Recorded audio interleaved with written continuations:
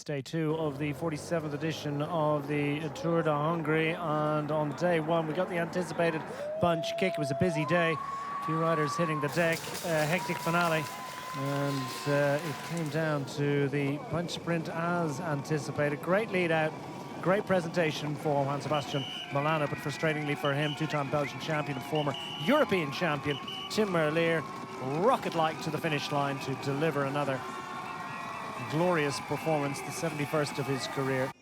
Merlier almost 2 bike lengths clear by the time he reached the line, arm raised aloft to secure the 3rd victory out of 5 days of racing in his 2026 campaign. Merlier, different class, paying tribute to the great work done by Martin Severcek on the front of the peloton pretty much all day. Lampard, Van den Berge, Danesi and others playing a role in supporting Merlier's bid for the first yellow jersey of the week into the overall race lead, heading to day 2. And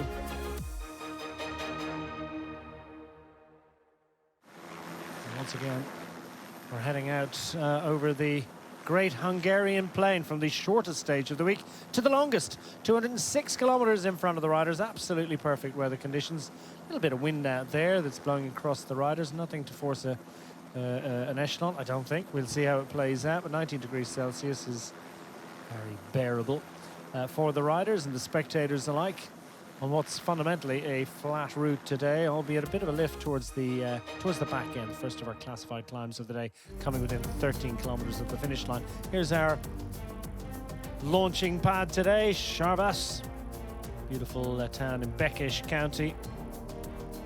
And once upon a time, the geographical centre of the historic Hungarian kingdom.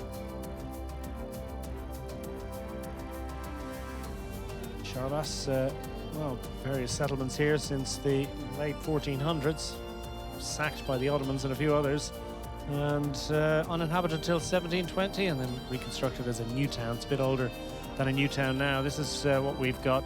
Flat run again, very similar to yesterday. 3 individual intermediate sprints along the way before we get to that short ramp within 13 kilometers of the finish line.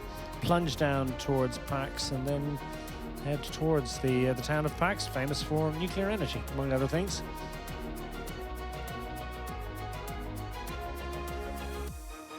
That's day 2 of Tour de Hongrie 2026, as the 112 riders still available for duty today, being led away by the riders wearing the classification jerseys and heading off 2 kilometers, 0 short promenade before and this was one of the most exciting things that's happened in this race so far. A narrow escape for the peloton, and indeed for that poor deer. Sárvás, our starting town, by the way, means deer, quite literally. Dear, oh dear. They managed to survive that one.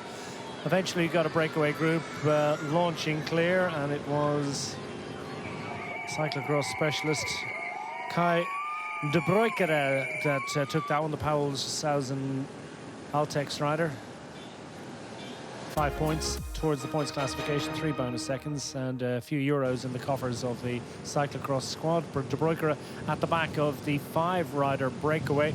As we ramp down and pick up the live pictures out the road, we're down to the final 72 and a bit kilometers today. It's been a brisk progress on the middle schedule, maybe even a little bit quicker than that by now. We've got the big engine just scrolling to the back here. Lidl Trek represented in the break for the 2nd day in succession. Jakob Söderqvist tried a late attack yesterday, the former Swedish national time trial champion. Indeed, he's the reigning national time trial champion of Sweden. So he's got an engine, that's for sure. Another man with a decent engine is the Team Polti Visit Malta's Spanish representative, Adrian Benito. And also making an appearance up front for Team United Shipping, local continental registered team, Marco Tut. He's delighted to be up front today. There's Marco Tut, who's just 20 years of age, although not quite the youngest rider in this move. Also infiltrating, proud moment for the youngest rider in this bicycle race, just 18 years of age. Yeah, indeed, 18 years and 219 days old. Let's get it right. I think it might be 220 now. At any rate, these things count in large amounts. When you're only 18, you're probably counting your life just by day.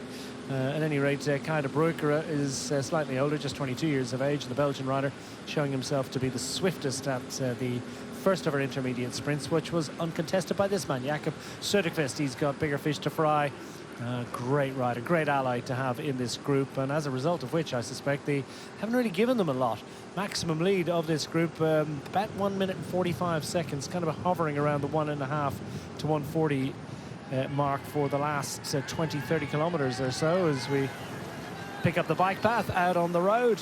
Long straight roads here. I tell you what, you can, there's all the way to the horizon some of the roads hereabouts. This one has a little bit of a curve just to break up the monotony of it all, but that 1 minute and 20 seconds will be still eyeball territory for that peloton. There you go, you can see them and they can see the breakaway group, and it is once again super job being done on the front of the peloton. We'll get a moment to check them out, and it's Yves Lampaert actually on the front of the peloton at the moment, relieving Martin Severcek from duties for now at any rate. He's given him a break about 20 kilometers ago or so, and I think Severcek's just popped back maybe for a natural break or just for a nibble or two, or maybe just to catch up with old friends, and no doubt he'll go back into duty because he did a big shift yesterday, and Tim Merlier delighted, I suspect, to deliver for his teammates, on behalf of his teammates, backing up the great work that was done all day and almost all night by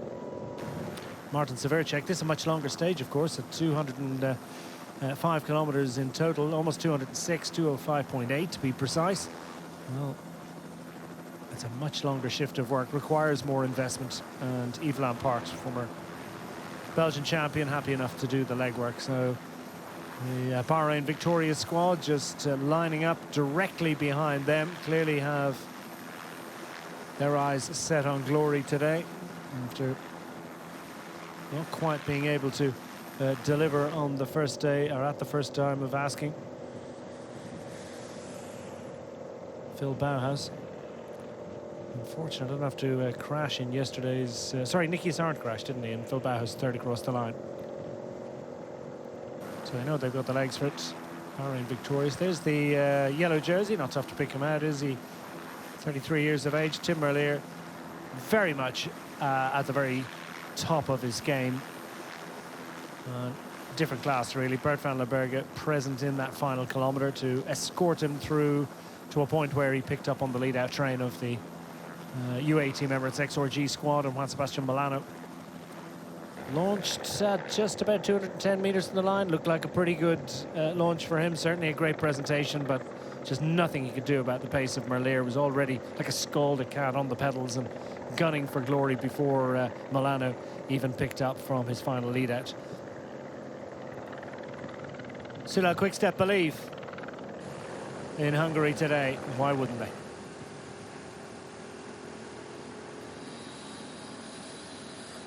Time for a little bit of service for this man, Söderqvist. 22 years of age, not quite as tall as his teammate Matthias Norsgaard, who was in the break yesterday. Matthias Sunekar Norsgaard, 202 centimeters, but 191 centimeters. Söderqvist is a bit of a unit, it has to be said.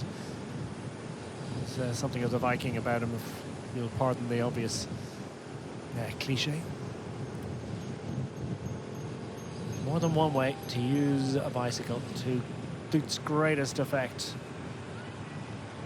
Well, the school bus takes on a different form today. Now time for a little bit of assistance to the Soudal Quick-Step squad. Still 68.5 kilometers out.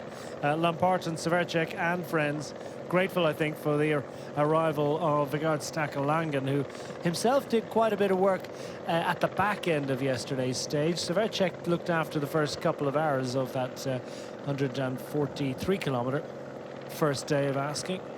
Well, now with a longer stage, it's an earlier appearance in the finale for the big Norwegian Vigard Stackel-Langen on behalf of Juan Sebastian Milano, looking to improve upon his second place. So it is the teams that occupied the first three spots in yesterday's stage that are happy enough, I think, to take on the responsibility of the pacemaking today.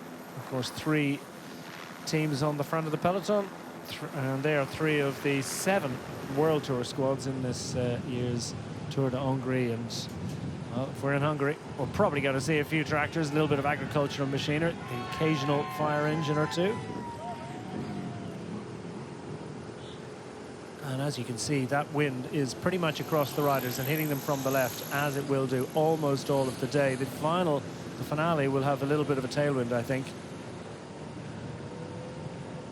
But before we get to that, you know, it's quite a brisk breeze, but I'm not so sure that there's an interest in trying to create any echelon racing. Pretty much all 7 of those World Tour squads have a decent sprinter, with the exception of Lidl Trek and Team Jayco Lula. Lidl Trek in the break, so maybe they're not thinking about trying to cut up rough to make things difficult here. And Team Jayco Lula, I think, laser focused on the big GC fight coming up on Saturday in the penultimate stage of this race. Gap down to 42 seconds. So that's arrival onto the front of the peloton by Vegard Stackel-Langen. I wonder, actually, whether there isn't maybe an agenda from the UAE Team Emirates squad to potentially bring it back, if not for this intermediate sprint that we're going to reach quite soon, maybe just to bring it back in time for the second one. Oh, sorry, the third one, the final one. It'll be the second one of our broadcast, but the third and final sprint of the day comes with 35.5 kilometers to go, because we did see Benoit Cosnefroy, his teammate in the UAE team, taking bonus seconds in each of the 3 sprints yesterday behind the 2-rider breakaway. So the 2 riders up front scooped the 3 and the 2, at the 1 bonus second available for the bunch, and Cosnefroy doing a pretty solid job there. So I wonder if that's not half the agenda here for Vegard Stackel-Langen. At any rate, his arrival onto the front of the peloton has had the effect of paring back the advantage of our riders up front. Well, I mean, since we come on air, they've lost about a third of their lead, and well, there's 45 of them in there against 1. But Vegard Stackel-Langen, what a fabulous talent he is for the UAE squad. Really big, strong engine. Hungary represented on the front of this bike race and on the back.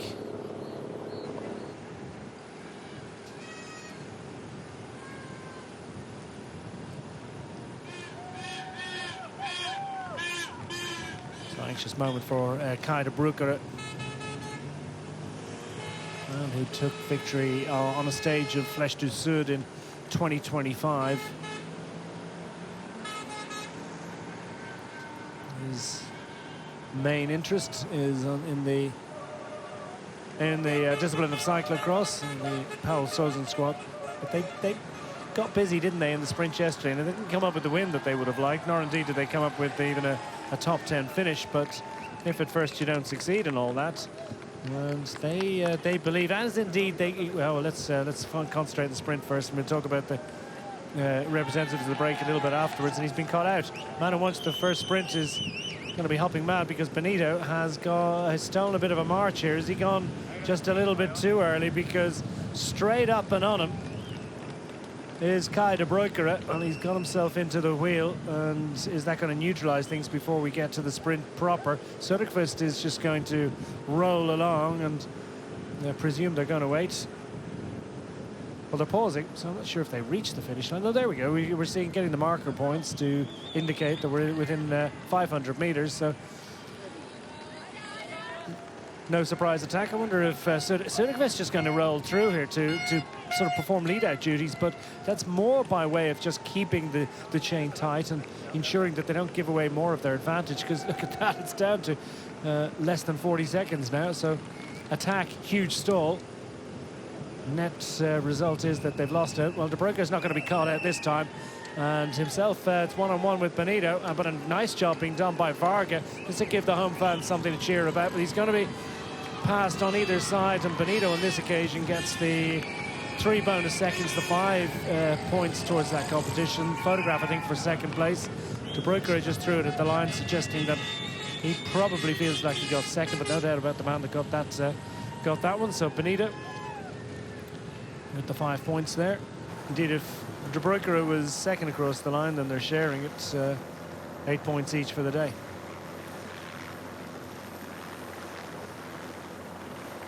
You might think it's academic, but, well, these riders are en masse, all part of a group that are just 10 seconds off. So 9 seconds gained, or any, you know, amount of seconds gained, is going to put these riders into the top 10 on general classification at the end of the day, assuming they're still part of the big bunch, assuming that they're caught as well. The way things are going, that seems not just inevitable, but imminent. Severchek back in the front, representing for the Soudal Quick Step squad, as we get some nice parasol art. Parasol, even. Got to get spinning those brollies on cue. I suppose the blue ones are supposed to be the wheels, aren't they? Yeah.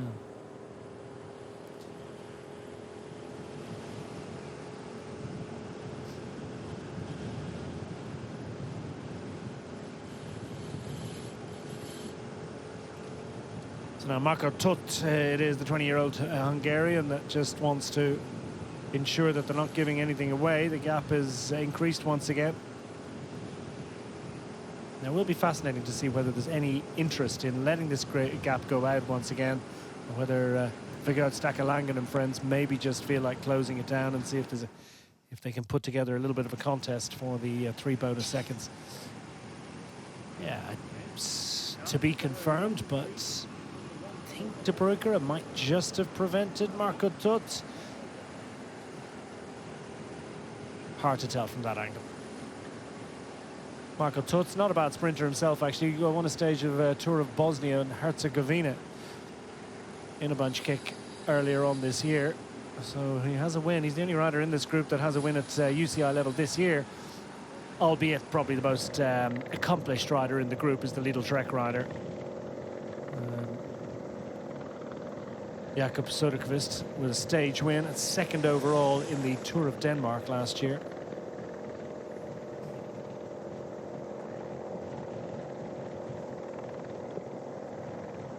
So, slight difference in stature between our 2 riders on the front of the peloton. I suspect Vigard Stakalangan would find it easier to hold the bike above his head for an extended period of time. Got to get that one timed right, haven't you? You'll definitely bring your lightest bike out for that job.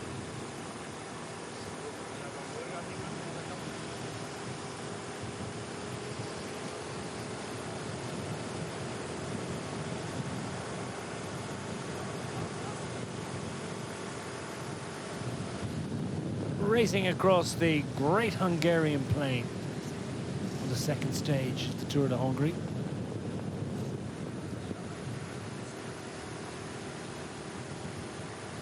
Pan flat. The bunch can practically, they'll feel like they can just reach out and touch them. I wonder how many following cars are in between. Well, a bit of a conference. Do you really want to close this one down as quickly as that? Got to work out the chase. Mutual objectives here for the 2 teams, UAE Team Emirates XRG and Soudal Quickstep. We'll have a complete contrast and change in behavior between those squads as we approach the finish line. There'll be a change in the relationship in the last couple of kilometers. Right now, all friends. What a remarkable sport cycle racing is.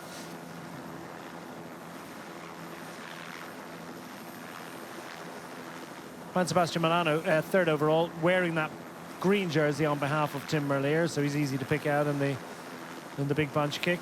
Max Cantor, 5th across the line for the Astana squad yesterday, looking for an improvement. That's his 5th top 10 in total from 2 visits to this race.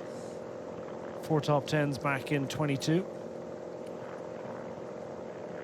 And now the Bahrain Victoria squad have slotted back in to their position, and we pick up the man wearing the Mountains jersey today, albeit there were no Mountains points distributed yesterday.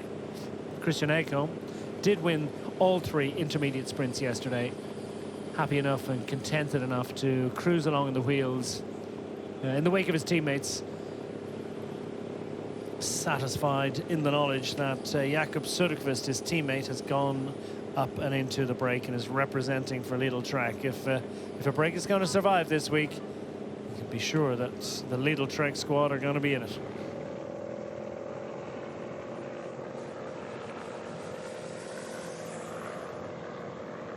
Well, the Goudstacker Langen has the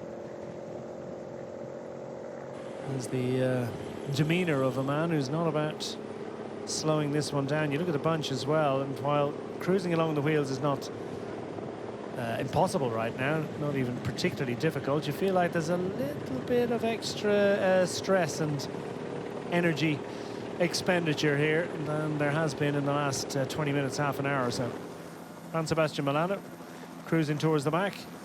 Stage winner 12 months ago in the Tour of Hungary. He'd like to repeat that today.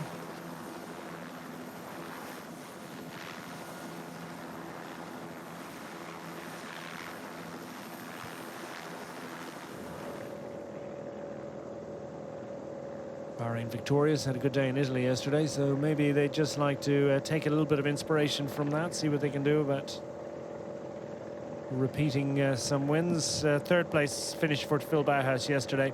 Two-stage victories for the big German back in 2021. This is his fourth appearance in the race, so he knows the race. It's comes at a good time of year for him. Tuning up for the battles to come. Major objective in its own right.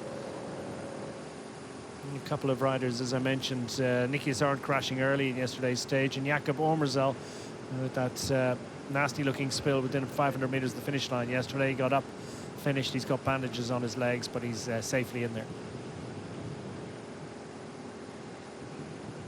There's confirmation. De Bruyker second across the line, ahead of Tot.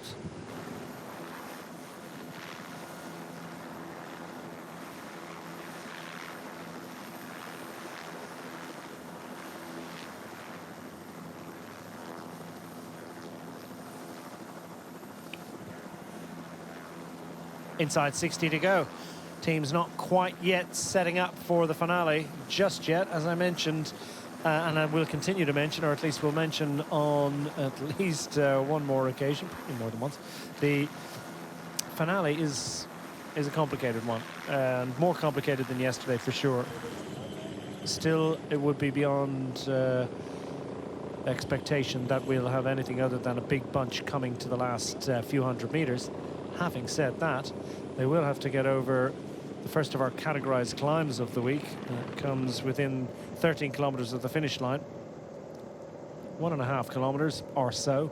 The average is only about 3 or 4%. It does kick up a little bit, but maybe 600 meters at about 6%. But really, it's not a hugely demanding hill. It's just not long enough or particularly steep enough, I think, to trouble even those most committed of Flat Earth Society bicycle racers.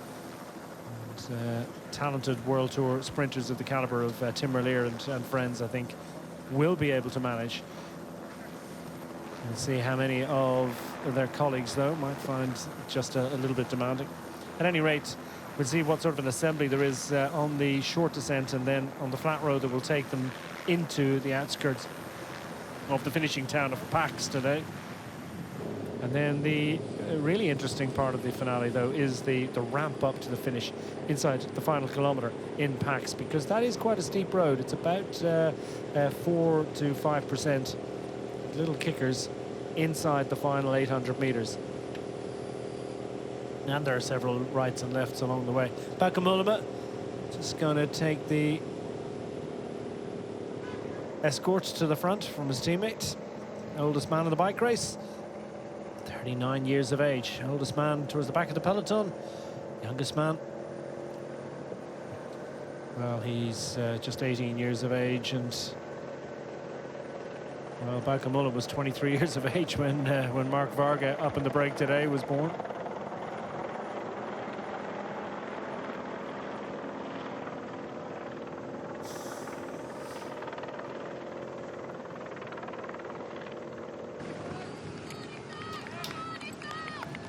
Gap inside a half a minute, and I think they've run out of steam here a little bit. They're still rotating. Varga at just 18 years of age. Well, I tell you what, for an 18-year-old, you've got to admire the ambition, because this is, by miles, the longest bike race that he's done. from yesterday's shortest stage of the week at 143 kilometers. And he picks the longest stage at 206 kilometers to represent the national colors. It's a proud moment for him. 5 of their 6 riders making their debut in the race. 2 Hungarians in the move at front. So Marco Tot at 20 years of age as well, another rider who's enjoying the experience.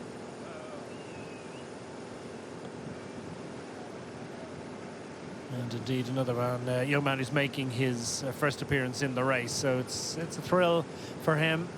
It's an honor. And no doubt family and friends are watching, and indeed watching the live coverage with chests swelled by the appearance of their friend and family member up front. Trying to shake it up a little bit, trying to surprise the World Tour squads. 7 of the 19 squads from the various highest echelon of the sport. Not the best known Hungarian in the race, of course. That accolade goes to 2020 winner Attila Walter. Another part of that Bahrain victorious squad. Walter up towards the front of the peloton at the moment.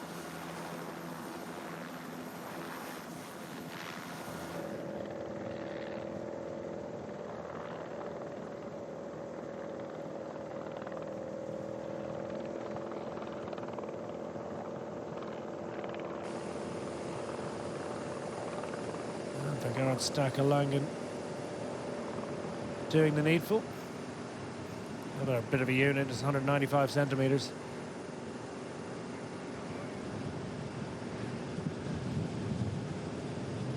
Began his career as a regular winner of the smaller races, and well, his career is running quite a while at this point. Signed professional terms way back in 2012, so pro for 14 years for Gerhard Stacker Langen, and 37 years of age now.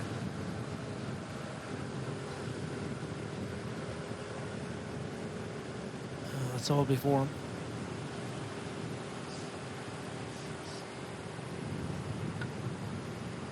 Mark Varga still looking for a result. Well, this is not his first day of racing, or indeed his first stage race this year. He's got already 13 days of UCI racing in his legs. The Kobania Cycling Academy rider, week in, week out. It's a club team, not registered at UCI level, but they do get invites to the lower ranking UCI races, and Mark Varga has been finishing races, a couple of DNFs, but it generally gets around Belgrade, Banja Luka and OBB Tour, national level in the in Czechia. And these his first UCI days of racing in Hungary this year. So Adrian Benito, slightly more exalted level of racing for him. It's just his first year at pro level, so Benito also on something of a learning curve at 21 years of age. Came from the Extremadura Pebetero club team.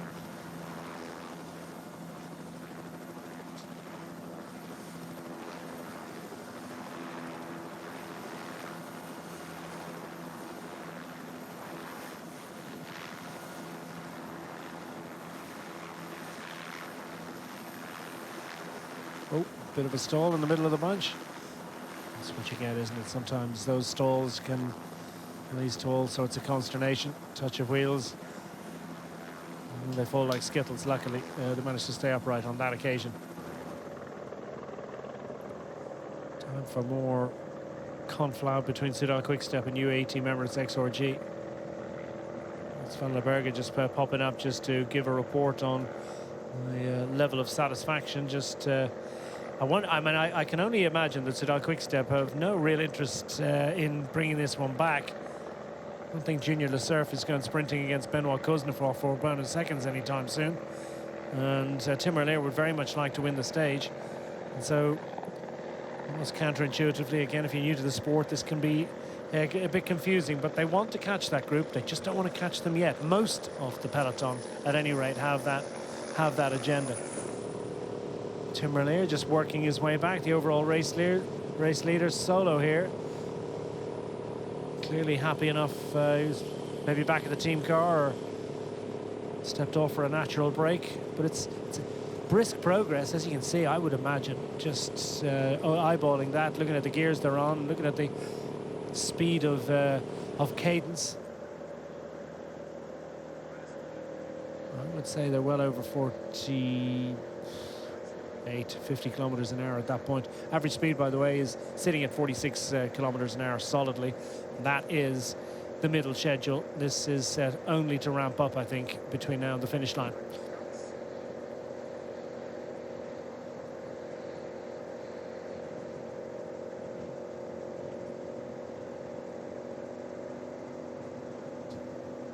Perfect weather conditions and the wind not playing a role just yet. Not any significant role.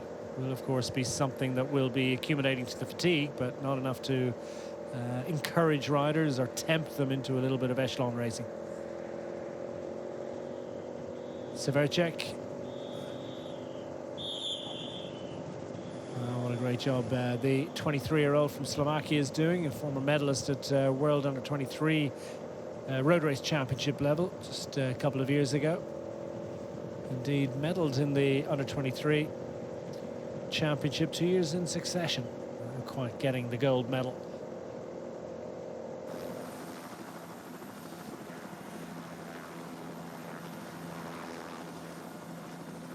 Yeah, twice second in the Slovakian National Road Race Championship as well. Well, there you have it. The entire race, more or less, pretty much encapsulated in one helicopter shot. Beautiful images presented to us by our heli team. There's the pilot and, of course, the operator of this extraordinary camera that operates on that gimbal that allows it to swivel and rotate and move around and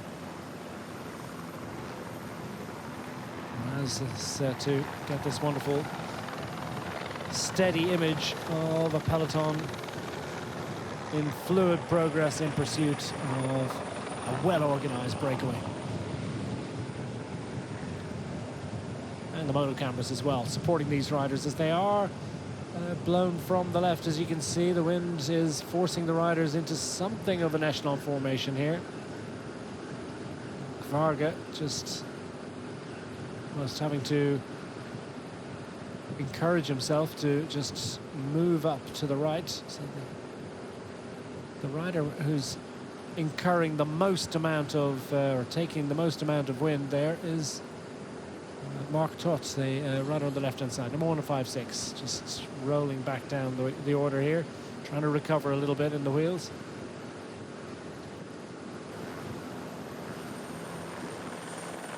Now, clearly this wide open plane here and the little bit of extra impetus of this main peloton.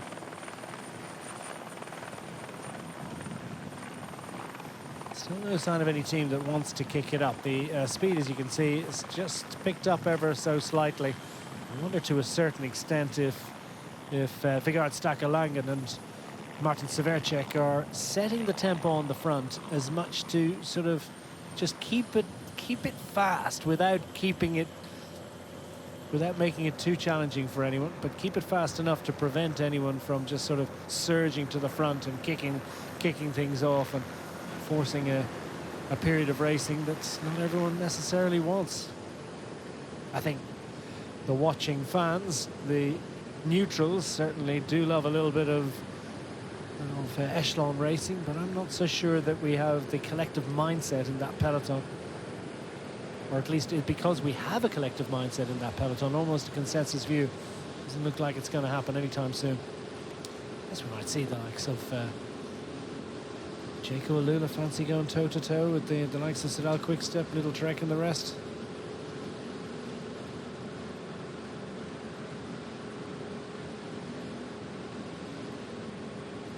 Team Flanders Balwell squad don't have a notable standout sprinter, but they do come from a part of the world where echelon racing is part of the DNA. Might it be that we see them get involved?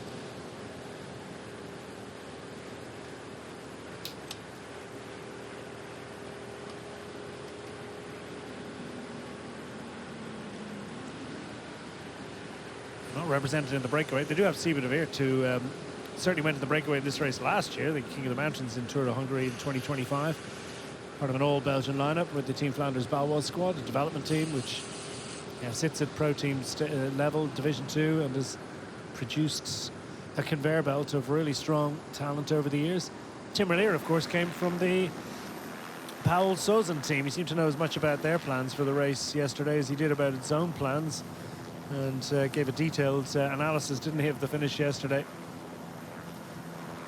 And had a word for the Paul Sozin squad, which of course is participating in this race as much as preparation for the forthcoming cyclocross season 26-27. Way to go before that kicks off, but the cyclocross orientated team looking for road race miles. Kaida Breukere doing a great job for them in the move today. Inside 50 kilometers remaining now, just a smidgen inside, half a minute advantage for our 5 out front. Severcek, Stakalangen and friends keeping them on a tight leash today. Well, there's Attila Valter with that beat on in his left pocket, left rear pocket, and just tapping along in front of his teammate Alessandro Borgo. Attila Valter, huge favourite with the fans here, coming off a sojourn with the Visma Lease bike squad, and now looking to settle in with the Bahrain Victorious team. It would be the ideal springboard, I think, into something special with the Bahrain Victorious team, were he to secure the overall this week.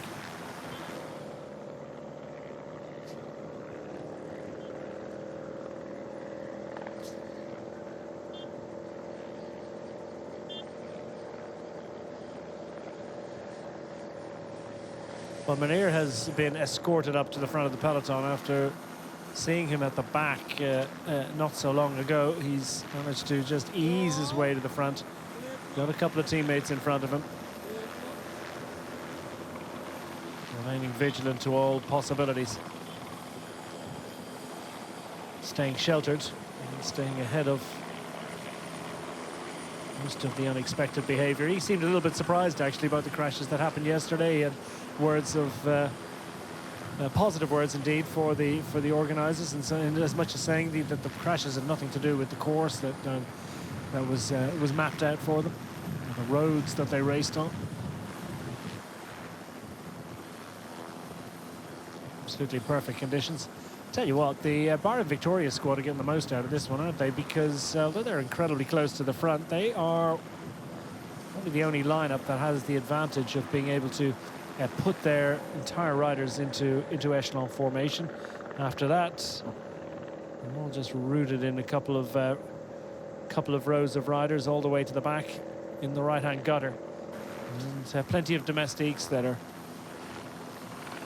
taking responsibility for riding along the left-hand side of the road in that long streaming peloton on the right. So the left-hand side of the right-hand side of the road, if you understand, are riders that are happy enough to just absorb some of the impact of that wind on behalf of teammates.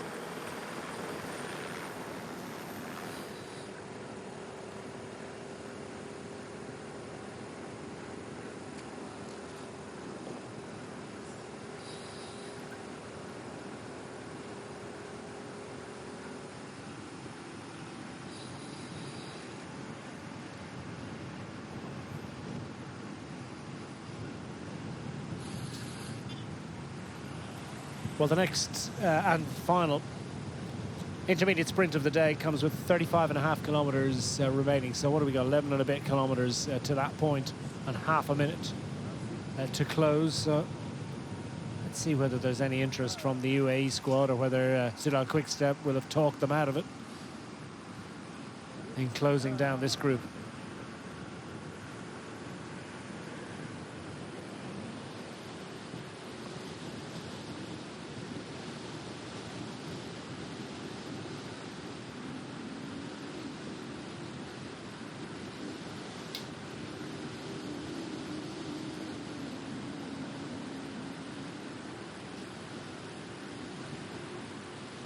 Marco Tot is 20 years of age. Sixth in his National Road Race Championships a couple of years ago.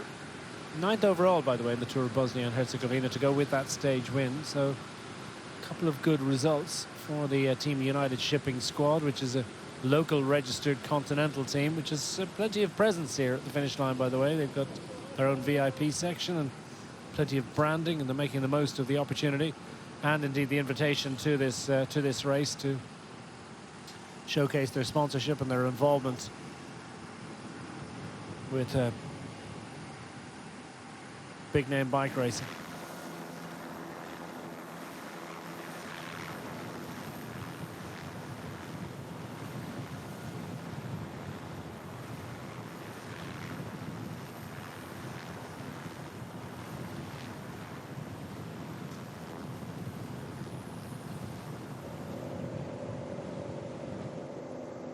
Fifteen riders from the host nation, by the way, at this year's Tour de Hongrie. Tour of Hungary. Race which traced its lineage back to 1925. MBH Bank now just starting to make an appearance. It's a team that's registered in Hungary. Has plenty of riders from Italy. Clearly they have designs on something a little bit special. I feel like it's worth taking responsibility for a little bit of the pacemaking. Davide Persico, 14th across the line yesterday. Well, he's had a good result or two, had a couple of good results indeed in the recent Tour of Turkey.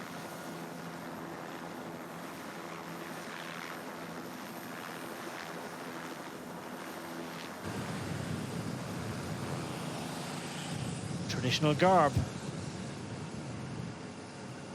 presented to the international audience. Traditional cycling garb for these riders. Söderqvist out of the saddle, kind of hanging out of a big gear. How much energy is left in these riders? Must be a little leg weary here now. It's Benito. The gap is coming down pretty swiftly. The MBH Bank CSB Telecom Ford squad. Davide Persico, 16th across the line for them yesterday. Persico, you would imagine, is going to be their favourite son. Whether they also show a little bit of interest in trying to scoop a bonus second here or there. Alessandro Fancellu was found 6th overall in the Tour of Turkey. Stage win along the way for Christian Bagatine. Great visit to Turkey for them. And of course they also have in their lineup Marton Dina, the Hungarian national road race champion. Finished second overall back in 2019. I wonder what the Dina has in his legs for the fight today and indeed on Saturday's penultimate stage, which is the only summit finish of the week. So I think we're getting our answer. They're going to close this one down before the final sprint. So we are going to have, by the looks of things, potentially an entertaining scrap for those intermediate bonus seconds with 35 to go. A little bit of frustration for this quintet. Give them a chapeau, doff your cap, and salute the early breakaway riders. Kaida Brugger just gets on the blower and says, well, fiddlesticks, how annoying. Well done for making it up the road and for keeping the race honest. But clearly MBH Bank UAE member at XRG and to maybe a lesser extent the Soudal Quick-Step squad have another agenda here. So the race is reset. Gruppo Combatto, whatever the Magyar equivalent is of a complete peloton, with still as many as 43 and a bit kilometers remaining. Yeah, time to empty a bidon or two.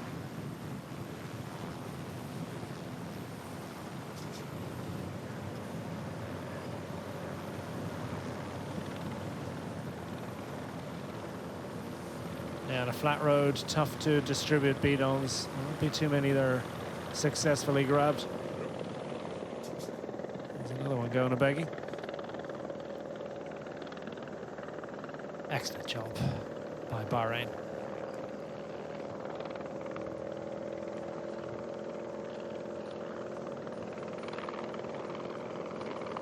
So now Jaco Alula happy enough, I think, to... No, so he's just moving up to grab a bottle. Not sure what the tic-tac is there.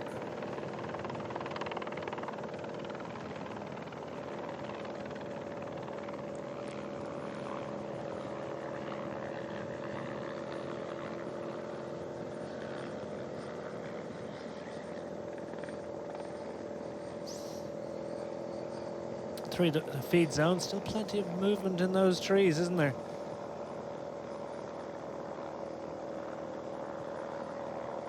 Wind playing a role. For Langan, though, when you get the profile shots, this is partly why those trees are moving a little bit, but the heli shot's terrific, isn't it? When they get low in the sky and give us a sense of the movement.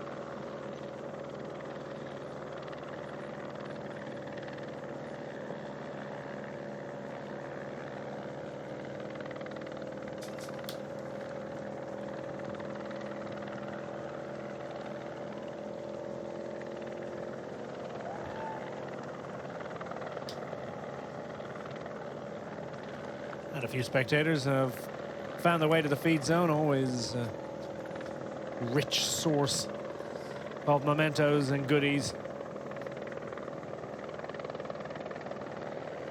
Something to show for your day out to watch the Tour of Hungary.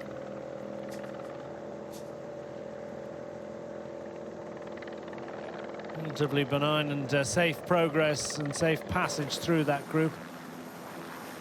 As Cosnefroid, number 21. In that white jersey with Adrien Pericas just in front of him. Benoit Cosnefroid, as you can see, has a string of decent results. Also a victory in the Grand Prix Morbihan on the home roads within the last week or so. Staying safe, got his teammate Langan on the front, setting the tempo. Cosnefroid looking hunched over the bars, a picture of concentration.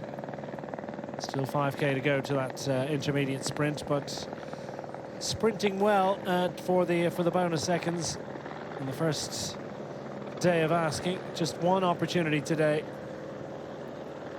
Chris Nylands went close to preventing him yesterday. I see the NSN squad shaping towards the front, trying to stay close to the front after that intermediate sprint. So the NSN squad potentially have a little bit of interest in this one. The Bahrain Victorious team keen to stay close to the top as well. Maybe they can propel Attila Valter into a position where he might just sneak a bonus second or two.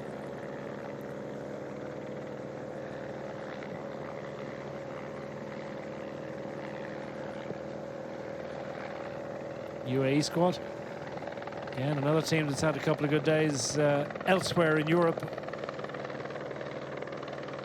over the last couple of days. Can these riders take some inspiration from that and come up with a win today for Juan Sebastian Molano?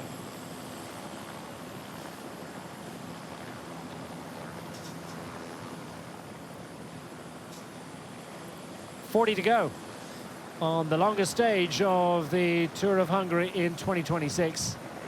Longest stage by far, actually. And it's what, fully 63 kilometers longer than yesterday's stage. It's about an hour and a half longer, isn't it?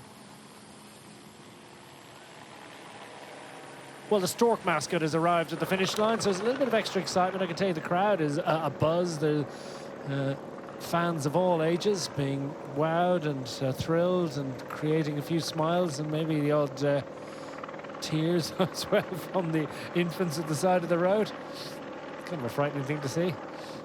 There's an enormous furry creature with a big long furry beak looking to high-five an infant child who looked slightly At best perplexed. Maybe concerned is probably the right phrase.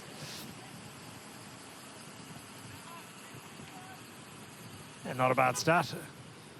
It's keeping the old win column ticking over nicely. Luke Plapp clearly knows Tim Merlier well. Came back together from a natural break a while ago. They're still chatting at the back of the peloton. No stress, no pressure at the moment for the Belgian star.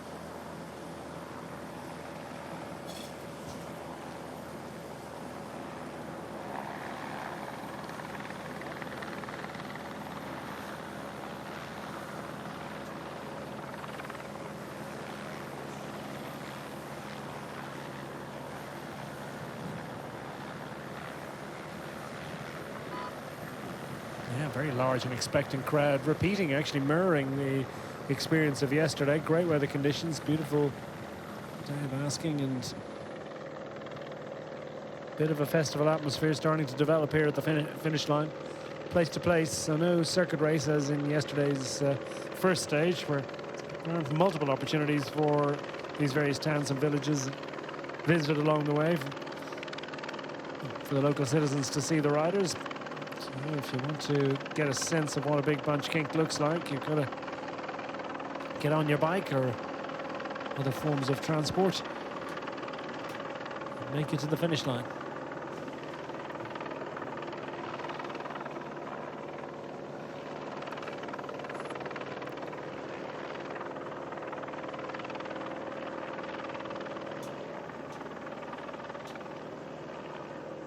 So now these little Trek squad, hard on the left-hand side of the peloton, assemble en masse. And the pace has ratcheted off ever so slightly. We are, by my calculations, 2.4 kilometers to the intermediate sprint. If the ticker is aligned, it isn't always the case. And you know, give them pass on that one. It's very difficult to get accurate data rolling along the road. But at any rate, it tends to be accurate more often than not, which is a remarkable and wonderful thing. The little Trek squad. Jacopo Mosca went sprinting yesterday, by the way. He's just outside the top 10. And that we see on the front of the peloton. And he's just arrived on the front of the peloton as if by magic, and very much on cue. Partner of Lisa Longo Borghini. A stalwart professional of many years standing. Popular member of the Lidl Trek squad for several years now. And Jacopo Mosca, I think, will maybe just represent on the front of the peloton for now, just to keep a bit of manners on this one, just to keep the Lidl Trek squad all together. But he'll maybe just go back in his box and then see if he can freelance his way to something, to a decent top 10 at the end of the day. Yeah, he was 15th across the line yesterday, so just outside the big rush for glory.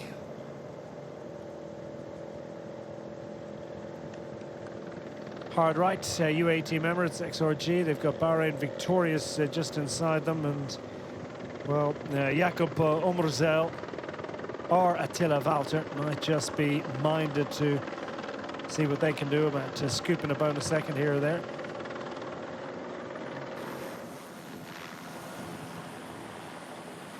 Jaco Alula as well. Paul Double and Luke Plapp. I don't think Plapp was too keen to move up, but maybe Paul Double might just see if he can on the double. Scoop a bonus second, roll on. Kilometre to that intermediate point. Mosca's just going to ramp it up here.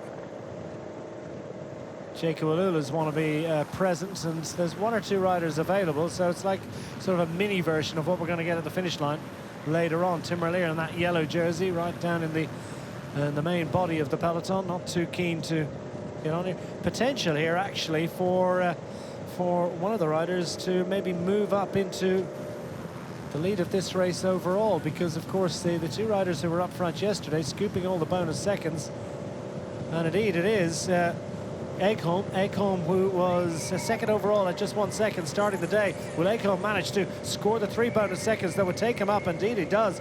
So Ekholm does a super job. I suspect that Benoit Koznefroid just about managed to get up and into second place, waiting for full confirmation of the finishing order at that one, but no doubt about the man that got the 3 bonus seconds. What that means, by the way, is that the man in that red jersey that took those 3 bonus seconds, Christian Ekholm, has moved up into the overall race lead. And if Tim Merlier does not finish in the top 3 at the end of this bike race, Christian Ekholm will potentially likely move into the overall race lead. Juan Sebastian Milano might have something to say about that. 10, 6 and 4 bonus seconds available on the finish line. Why not keep the chain tight and see if you can ambush and surprise the riders here? Little Trek without an outstanding standout sprinter. Maybe just want to cut up rough here and maybe just create a little bit of excitement. So this will be a source of anxiety and worry to 1 or 2 if they can manage to create a little bit of a split through Kalocsa. Effective piece of work done by Giacomo Mosca, just trying to set that up. And the red jersey on the shoulders of Christian Ekholm. Great breakaway performance from him yesterday. Scooped all 3 intermediate sprints. He scooped another one. A total of 12 bonus seconds secured. Tim Merlier secured 10 bonus seconds yesterday. And the net effect of that is, as we head to the final sprint today, with more bonus seconds on offer, it's Christian Ekholm that is into the virtual race lead of this bike race. And just as I say that, Team United Shipping just pop a rider off the front of the peloton. Well, the Lidl Trek squad just fancied seeing what might occur if they launched after the sprint. Didn't create the split that they were hoping for. And now a bit of potential for the attack after the attack. The late early break, if you will, the second early break.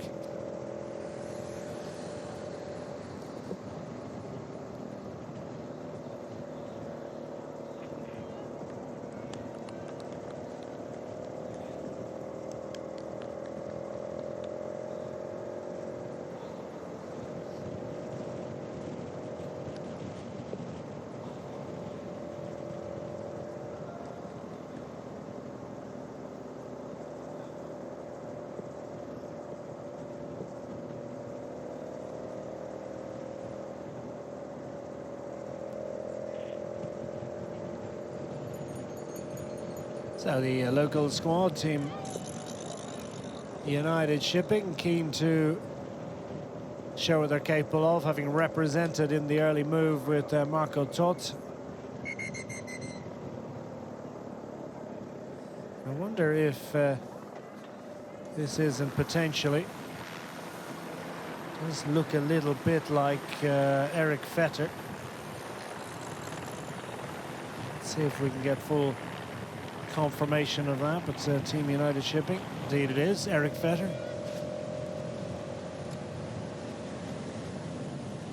He's not afraid to ride his bike solo.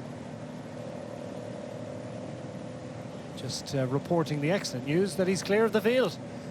Will he be joined by a representative of the Hungarian national team? And we did see those Hungarian national colours just springing out of the front of the peloton, but I'm not so sure it's going to be easy to cruise across to Eric Vetter. Looks to be in fine form. Timed that nicely. He's got clear of the field. Well, there is that Hungarian national team rider who's clear of the field too, but is he making progress on Vetter, his fellow countryman?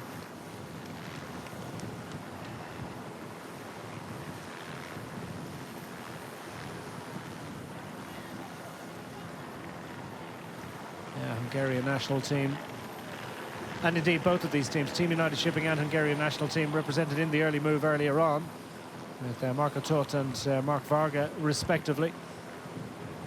Vetter ready to step up.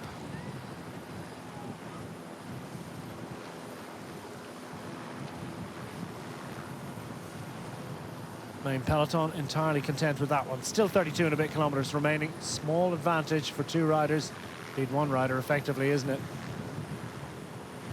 It's not going to be of any concern, and so well, we'll see Lampart and indeed Severcek just set up once again. So it's a sort of a reset, isn't it? We got Stackelangen ready, willing and available, but not so keen to close this one down. No bonus seconds until they get to the finish line. It's Lampart on the front of the peloton at the moment. Familiar style of former Belgian national road race champion.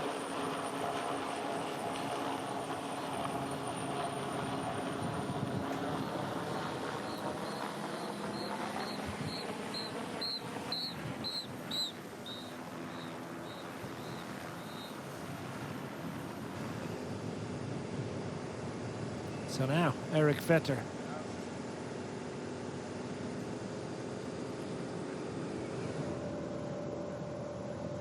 Meanwhile, Takash is looking over his shoulder, and that's never a good sign, is it? Finds himself dangling in between. I think he's closer to that peloton than he is to Eric Vetter. He knows that it has to be absolutely all in here. Vetter is trying to measure his effort around gaining as much time as he can, but mindful of the idea that he's got 31.5 kilometers to do this if he's going to have a successful attack. Takash has a slightly different agenda. He knows if he doesn't get over to Vetter relatively quickly, he's not going to get over at all. So he's all in for maybe just another couple of minutes or so, just trying to see can he link up, recover a little bit on the tail and in the slipstream of his fellow countrymen, and then start to contribute. So it's a slightly different agenda, but the gap's going out, and I have a feeling it's a bit of a Shas Patat situation for Takash, but this is a very nice, easy style, isn't it? A high cadence effort from Eric Vetter, looks in control of his effort. Smooth progress. Meanwhile, Takash looking all together, more as if he's peddling squares. Marcel Takash.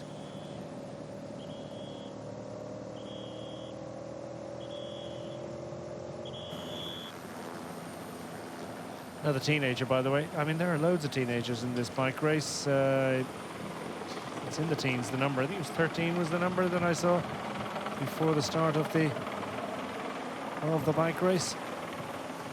Yeah, 13 teenagers. It's the youngest average age of an edition of the Tour of Hungary since 2019. Trend is towards youth in this particular event, and indeed in cycling in general.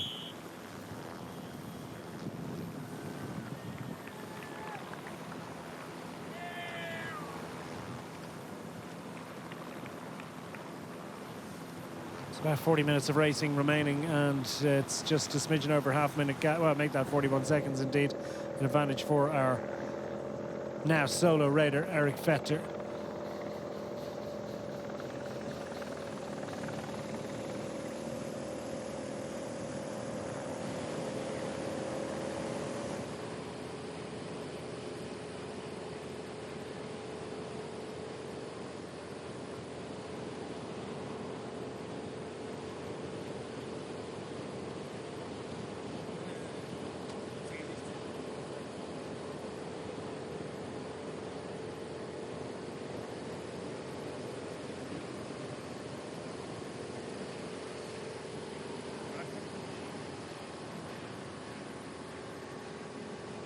Two-time national champion of Hungary, Eric Vetter, is pressing on. 26-year-old, born in the nation's capital of Budapest. We're not racing this year. It's north of here, a couple of hours away.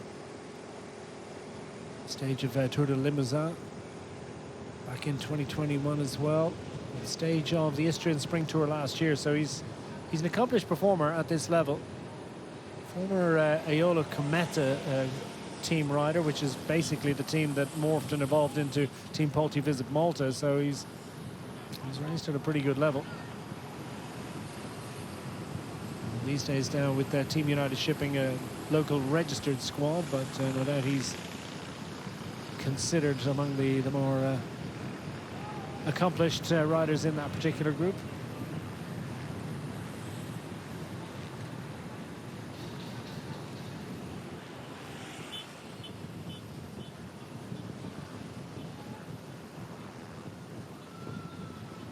Do a nice bridge around here, I can tell you.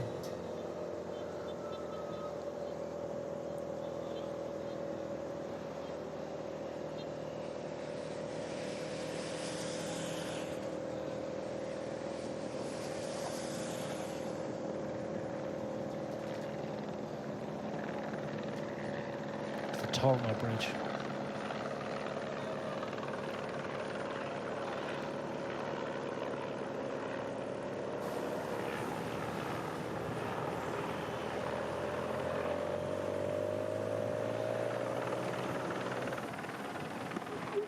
Oh, the Paul Tamori Bridge. Yeah, and I'm kind of looking at it thinking, we have a note on this one actually. It's the Danube, by the way. Interesting shade of blue, but it's absolutely gorgeous, isn't it? Second longest river in Europe, the Danube, behind the Volga in Russia. This one was named after Paul Tamori, a Catholic monk and Archbishop of Kalotse. And he wasn't doing monk-like things. He managed to defeat an Ottoman army near Sremska Mitrovica in 1523. Commander-in-Chief of the Hungarian army on several occasions. Died in that capacity in 1526. Certainly did enough to warrant the naming of a bridge after him. And a fine bridge it is too, no doubt. He copped a little bit of a crosswind racing across it, did Eric Vetter, his fellow countryman. Out for glory today. 37 seconds, not enough to be thinking about victory, but nonetheless. Well, there you go, there's the vital statistics of the Danube. Back in 1987, they recorded the total weight of goods transported on the Danube reached 100 million tons. I suppose that was towards the end of the old Iron Curtain years. Maybe transport on rivers is of mercantile produce is at a slightly lower and reduced level these days. Hydropower and drinking water also important on the Danube. 2,850 kilometers. Germany, Austria, Slovakia, Hungary, Croatia, Serbia, Bulgaria, and Romania. Play high. Here we go. Bit of bike racing has broken out, and I think they fancy this bridge as an opportunity. And a bit beyond it, the Cofidis squad looking to catch everyone out. That hasn't quite entirely caught out the Sudal Quickstep squad, who have representation in here, as indeed Vigard Staka Langen is going to monitor this one. Almost the entire, well, several indeed of the UAE team have managed to infiltrate it, and that's an interesting development. But it's almost the entire Cofidis squad, and why not? French registered team, been sensing and feeling the wind, I suppose, sitting in the gutter for much of the day. And that's going to be bad news for Eric Vetter, but good news for bike racing fans, because if this one continues to rage, well, plenty of teams are going to roll through. Vetter's got the word. I think the word has come that this one's getting a bit physical. Well, Eric, I think unless they finish up very quickly, there's every chance you're going to be towed back into the fold. You can only hope and wish that there's big split in that peloton. It's close to cracking, but it hasn't happened yet. And if it does, it's going to be a group of potentially 35. I tell you what, this is worth pursuing. The UAE Team Emirates squad have got almost their entire lineup in here, and that is a split. They've created a split here with 25 kilometers to go. Will they continue on? Are there enough teams that fancy creating a lasting and lingering after effect there? At 6s and 7s behind, trying to get organized, trying to get into echelons, and you got to sweep all the way over to the left-hand side of the road and try to get as much support as you possibly can. Teams back there that are struggling to understand, and I mean, you know, you're going to have the right power. Where's Merlier? He's in Group 3. Well, would you believe it? Tim Merlier's missed out here. He was all present and correct when it looked like it might kick off a little bit earlier on. Vetter has been reabsorbed, but he's been reabsorbed by a group of no more than about 15 riders. Cofidis squad, multiple representation up here. Is this Meehan just arriving on the front? So it's, yeah, kicking off nicely. Well, I mean, it's not a tiny group. I think that could maybe Group 2 we're looking at, or is this Group 1? Because they're reabsorbing riders from the Team Polti Visit Malta squad, and major panic from Modern Adventure Pro Cycling behind. Well, what to do? The UAE Team Emirates of Mohammed Al Mutawi, the UAE National Road Race champion, who's just having a little look over his shoulder. The entire, almost the entire Cofidis squad managed to cruise up and surprise a lot of teams. This is Group 1. So the shot that we're getting from the heli, I think is the group behind here that contains. Well, Juan Sebastian Milano is present, so he'll be absolutely thrilled. And his teammates are going to roll through, make this as difficult as possible. That, I believe, we're looking at on the right-hand side of our screen is actually Group 2.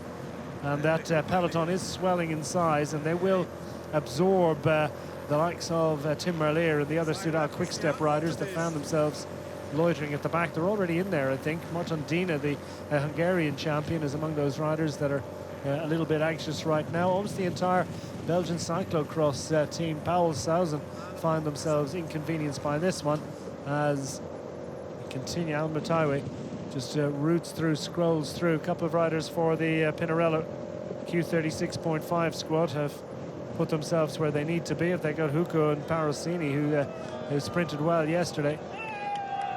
Oliveira sees the value of riding through in this one, and now there's Merlier in the pockets, has his teammates, but has he got the riders that are going to help him? Van der Berg, I think, is just in front of him.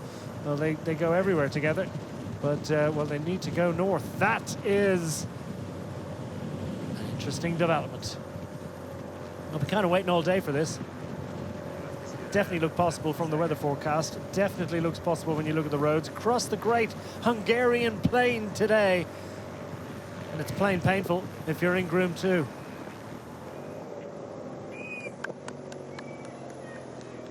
A big round of applause for the riders that decided to create a little bit of excitement. And they're no surprise that Lidl Trek have seen the value of this one, because they don't have an outstanding sprint rider here. So plenty of motivation to continue with this one. Max Canter's in there. The Astana squad have done a good job of being all present and corrected at a key moment. Coznavois, GC contender for the UAE team, almost the entire UAE team. Well, certainly the big names. They've got Milano for sprinting and Koznafrov for GC. Amutaiwe we've seen. Did I spot Oliveira as well? Well, we wait for full confirmation. So group splitting all over the road. Happy days for Max Canter and friends. Astana with much to pursue here. Mosca for the Lidl Trek squad. Well, we know what he likes to do. And look at the level of organisation in that front group versus the organisation in the group behind. You just simply got to move. Those Jaco Alula riders are going to move over to the left-hand side to offer the maximum amount of shelter. Doesn't look as if it's full on from the side here, does it? It looks like it's a little bit more headwind than crosswind. Well, we've had enough crosswind to create the split. Now how do they repair the fracture? The legs in there. We see not much in the way of panicking. Otto Vergaard is not going to chase. Tim Merlier, you can see that yellow jersey. He's got Bert van der Berge right in front of him. Also there, and somewhat frustratingly for Lidl Trek, they have left their man who was up front yesterday, Christian Ekholm. Now, Ekholm, who was going to move into the overall race lead after taking the bonus seconds, well, Ekholm is not going to take any bonus second, or at least he's not going to move into the overall race lead if he doesn't get his skates on and repair this fracture, because, well, the overall race lead is going to be scooped by one of those riders. Long way to go. Still 20 kilometers here. Riders spilling right at that roundabout from what's a relatively small group. There's Ekholm in that red jersey. He and Merlier, both frustrated by this development. Merlier would have bet his bottom dollar. The Martin Dina, the national champion of Hungary, also frustrated by that one. Phil Bauhaus up front as well for the Bahrain Victoria squad. Representation too for the Flanders Balois team. Vetter has managed to make it in for after his attack. That's proving very fruitful indeed, isn't it? I think he's probably the only Team United Health, United shipping rider in there. Milano, easy to pick out in that green jersey. Now there's a little bit more organisation and maybe enough impetus in there. This confirmation of the intermediate sprint seems almost redundant right now, doesn't it? Ekholm if this knits up together again, he's there, and Merlier doesn't finish in the top 3, he's got a great shot of leading this bike race at the end of the day. So Lidl Trek probably not hugely motivated to ride. We saw Mosca starting to root through to the front, but now I think they might just change their mind about it. Not necessarily in their best interests, especially with such strong sprint talent that is available in the front group, with the likes of Bauhaus and Milano.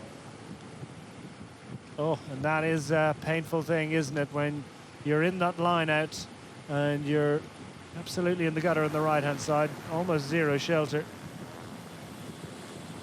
That might have been Grosch, the Hungarian rider, that was in danger of letting the wheel go there.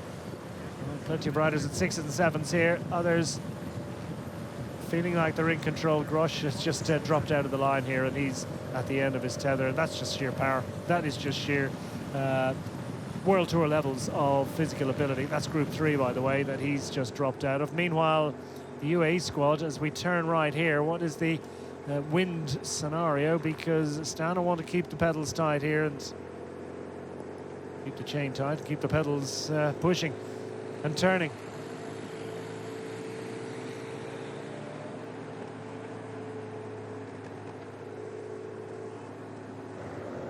Meanwhile, behind, Jacob Alula a bit caught out by that one. Have the need to try and put something back together again.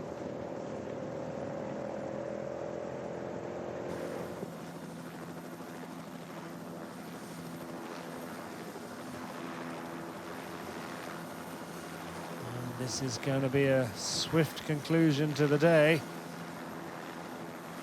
if this one prevails for any longer. Super stuff.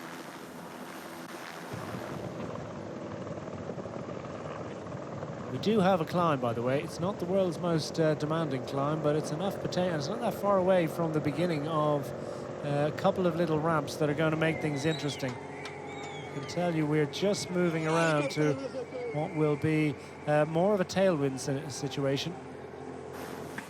A little bit crossed out. At the moment it's tailwind, and then they'll sort of route around to where it'll be hitting them from the right-hand side rather than hitting them from the left.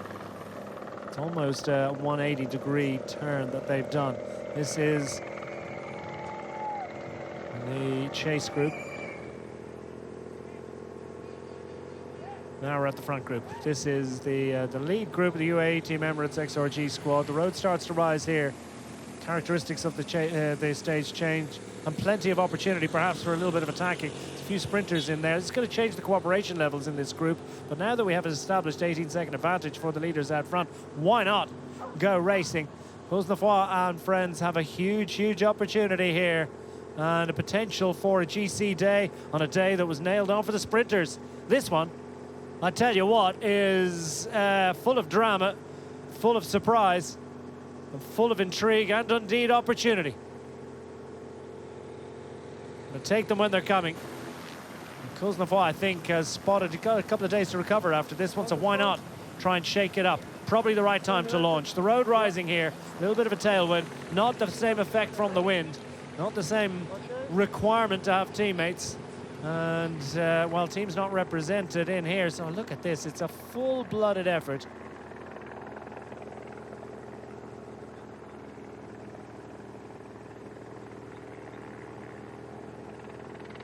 Cruising across the gap. Is it Van Becken?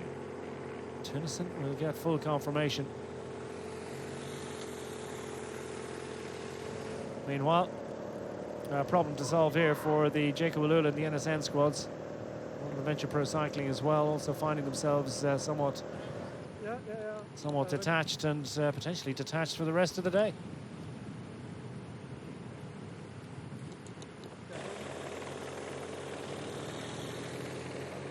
Well, you got to turn. The Team Polti Visit Malta squads also keen to take advantage of this one.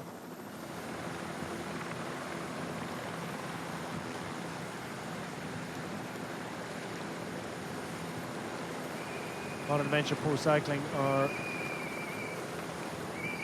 trying to spring a rider. Oh no, I think it's a Cofidis, and Cofidis have kicked it all off, of course. Had plenty of representation in here, so why not?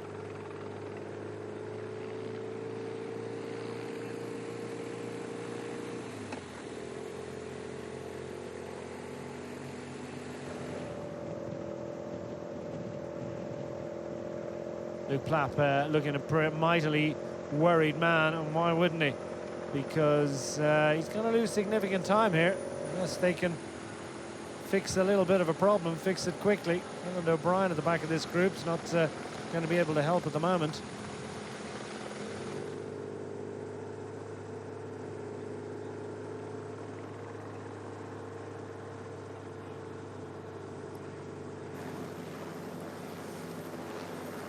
Söderqvist, I think, is the little track rider that's managed to cruise across all down the break.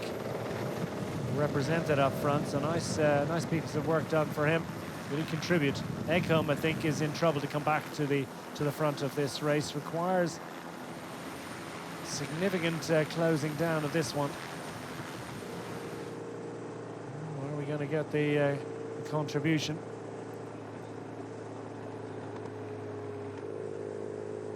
Cooperation, contribution. It's a cooperation that's required here for these riders. Inside 14 to go, and they're got another little ramp that rises up that will take them to 12.9 kilometers to go.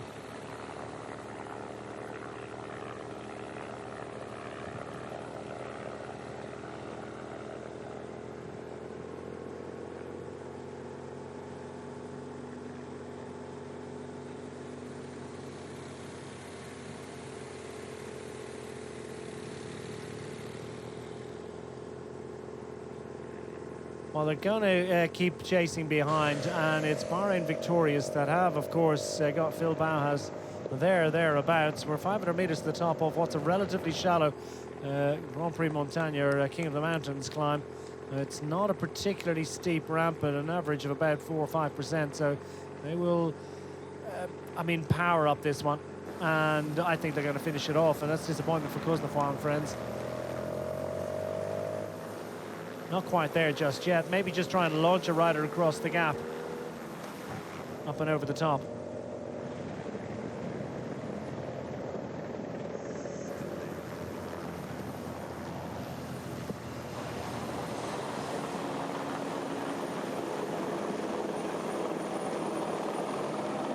Meanwhile, the main peloton towed along in large measure by the Jayco Alula team. Riders swinging at the back, less than delighted about things. Balint Carpati, after his heroics in the sprint yesterday, 10th across the line. He'll do well to replicate that performance. And the Merlier group at the moment showing it almost half a minute down. Group 2 here is looking like, well, it's in the balance. Will they manage to hang on free of the chasers? At the moment, it's just a handful of seconds. Tunnison and the rest still full of fight, but now this descent perhaps offering an opportunity for those just literally a handful of seconds behind to rejoin, or at least some from that group. Erik Normazel is in that front echelon, but struggling a little bit, and the riders are kind of in various states of disrepair at the moment. Kind of racing a little bit solo. Peloton streaming across the top of that hill. Just to remind you, it is a complicated finale. Once we come down the descent, we've got more or less a flat road through to the final couple of kilometers. Then the road starts to rise almost imperceptibly. Then it comes inside the final kilometer. We do have ramps, sort of an average of about 4 or 5% through the final kilometer. Little bits of 8%. It is a tough sprinters finale, you would say, but how many sprinters are going to get to show what they're capable of?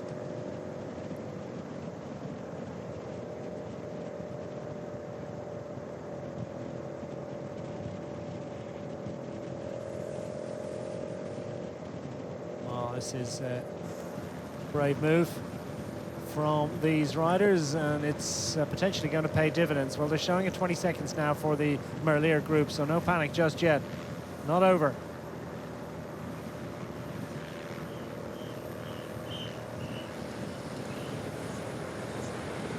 There's the large peloton, including the yellow jersey, who's in position, I think, to perhaps rescue this one. that he's, I mean, his job, of course, just to stay there and just let his teammates do the work. Mickey Assart certainly not going to contribute to that. Rosenvois fully invested.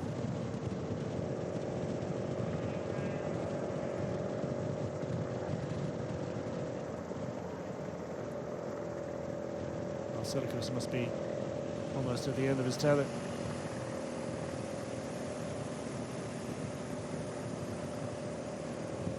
Eric Vetter? I think it could be, you know. Team United, I think he was the only Team United shipping rider that was in that league group, and he's managed to just about hang on, if anything, join up. Super job done by the Hungarian rider to be part of this one. I tell you, the bunch are coming back. That bunch, unless these riders can put something special together, that peloton has gained more representatives that are interested in closing this one down. This could be a mightily relieving scenario for both Tim Merlier, the yellow jersey, who's still on course to make it a double, and also Ekholm in that red jersey. There's the gap between front group and what's now a very large peloton indeed. It's a headache and worry, pretty much solved, but not quite. Still just that a matter of 13 seconds. Very strong group and a very motivated group.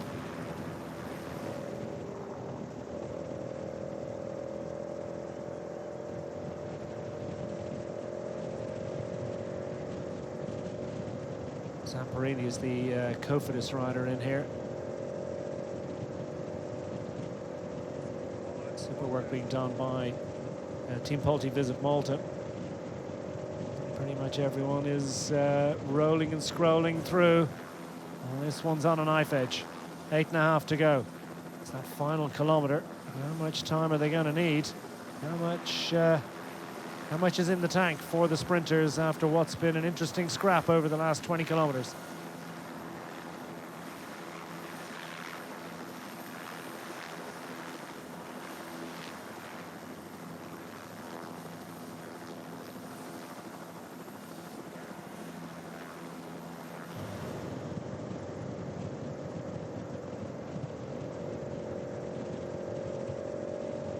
So for Cofidis, well, Eduardo Zamperini, and yeah, just one rider in there. Pietrobon is there as well. We've got Roy Levert and Benoit Cosnefroid. Cosnefroid, for many the pre-event favourite, on great form with the preeminent team in world cycling. I'm willing to have a cut. He's shown plenty of interest in the intermediate sprints already and has gained bonus seconds in those. Potentially going to take a stage victory. Well, can he? And will they be able to stay clear? Issue on a knife edge here. Turnison for the Astana squad. Potentially the best sprinter in here. I think nailed on the best sprinter in here.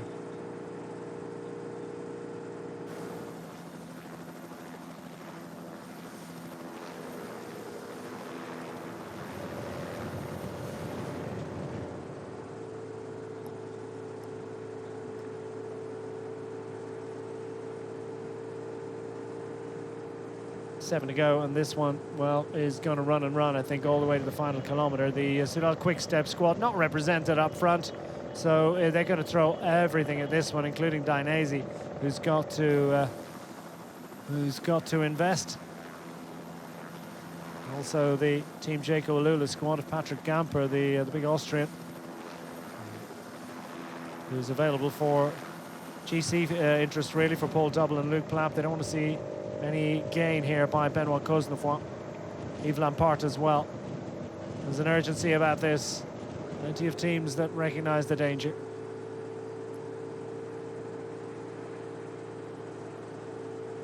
A little anxious look over the shoulder from Oliveira.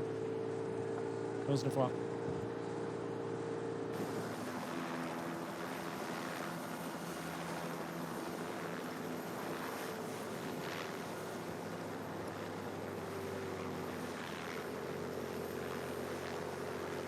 It's that fully 13 seconds. It's a rising road, not by much.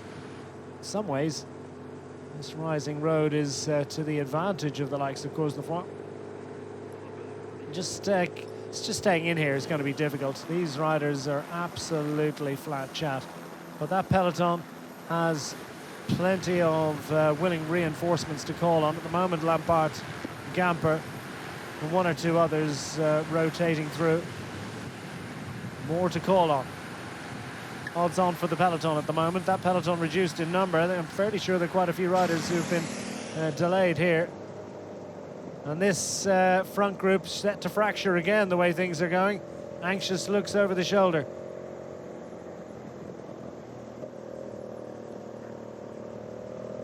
Tønnesen cruises through, gains an advantage. Is this the right play? Cantor, of course, is behind to go sprinting for them. Tønnesen, who took a surprise stage win on the opening day of the Tour de France back in 2019, and with it, of course, the yellow jersey. Complicated finale on that occasion. And no less complicated this one. On day 2 of the Tour of Hungary. Down to the final 4 kilometers of the day. And down to the accumulation of road furniture indeed, in the arrival into our closing town of Pax today.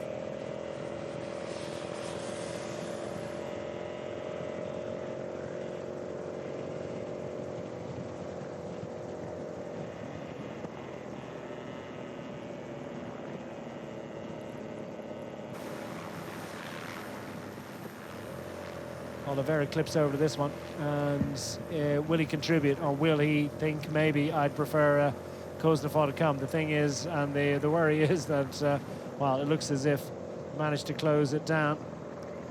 I think he got the signal to keep going. That was as if to say, yeah, keep riding, why not? So the peloton are about to solve it as well, they refuse to resist, and is this Bauhaus that wants to clip over to this one just in the moment where they're about to be caught with the Modern Adventure Pro Cycling team also contributing to the pacemaking. Let's stay in this one. Let's believe. Well, Oliveira linking up with the Dutchman, the Portuguese rider linking up with the Dutchman Mike Tønnesen, UAE Team Emirates XRG, and indeed, yeah, the Astana squad. But just as I say, it looks as if they're about to be rejoined not just by Bauhaus but by the rest of that breakaway group, which has not quite yet been caught. It looked as if they were just about on them, didn't it? It looked on that attack from Bauhaus, and indeed the other riders suddenly extra investment, and down to 3k to go, and they've opened up another handful of seconds, and that's all it takes. Do we have control back in the front of that peloton? Not easy to say. Calzoni and Cambrubi, who we're hearing, are the riders that were in there for the Pinarello Q36.5 squad. Team Italian's doing well in this one right now. Up front, is there enough cooperation in this group? Well, Bauhaus and the rest want to just keep the pressure on, but with just 2.3 kilometers to go, there isn't any time for finessing. They've got to ride. Every turn has to be an absolutely massive one, and you've got to hope that everyone else realizes that they've got to also contribute. No moment for a stall. Left turn with 2k to go, and onto the wide open boulevard here, and I think it could well be, well, Oliveira is going to empty the tank here. He's got Koznefar in the wheels here, just maybe trying to think about trying to scoop something a little bit special. And he will absolutely empty himself. He's made his play, hasn't quite worked out. Vetter just linking up here, connecting it up. Zamparini is the co-fittest rider. Calzoni and Cambrubi. Calzoni, I think, is just for the first of the Q36.5 riders. And then Abele, also for Flanders Balois. Now watch this for a launch from the back. I thought it might just be counter-attacking moment for Mike Tunnison. Well, this is absolutely on a knife edge, under the kite and into the closing moments. Well, we've got a bend or two before we make it to the line here. And into the final bend as we ramp up under the kite. And I tell you what, this is a very, very grippy finale. Behind they're launching, getting set to launch. And this is going to be a really, really tight one. Well, can Oliveira springboard Benoit Cosnefroid? Mike Tunnison is waiting. Cosnefroid is going to go for a long one. Tunnison is going to love this one. I suspect he's going to arrive onto the back, perhaps mindful. And look at this! But Tunnison struggling to get his wheel as they arrive into the final 500 metres. I'm not sure Tunnison has the legs to do it. Cosnefroid looks over his shoulder. Will he be able to get back on terms in time? Vetter with what would be a potentially famous victory for Hungary. Also, certainly his podium still on for him, but coming to the line at 57 kilometers an hour and the rest.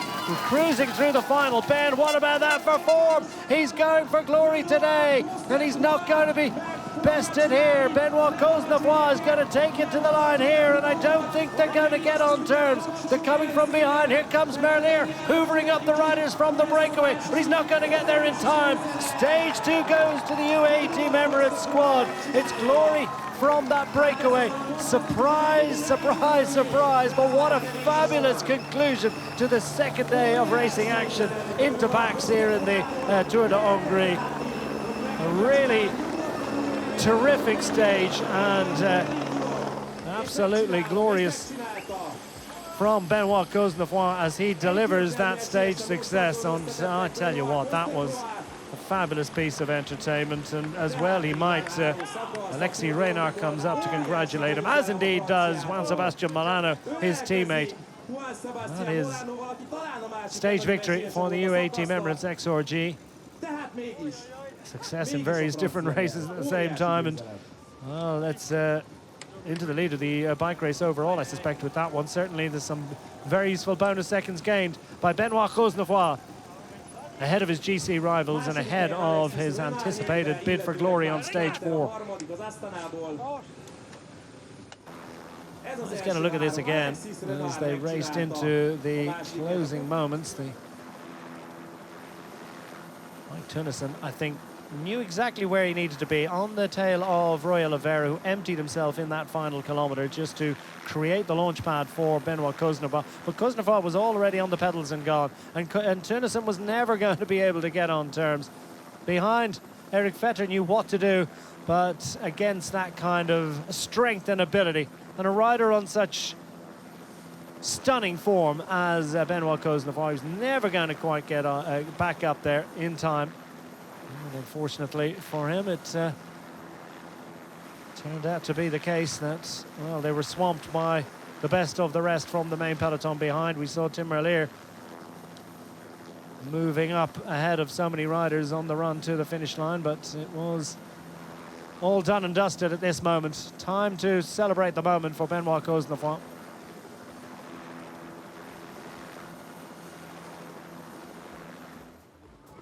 Alexis Reynard getting up for second, Max Canter for third, and Elias Maris. Oh, what about a stunning and wonderful performance for the Team Flanders Balois squad.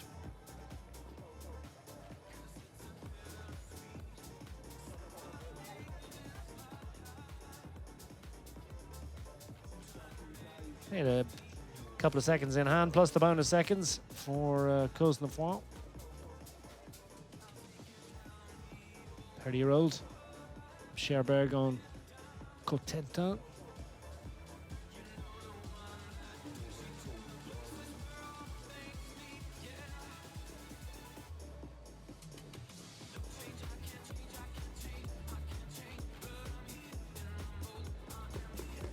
Now from northern France, makes his trip to southern Hungary, and first visit to this race, producing a stage success. A 1-2 for France as Benoit Cosnefroid.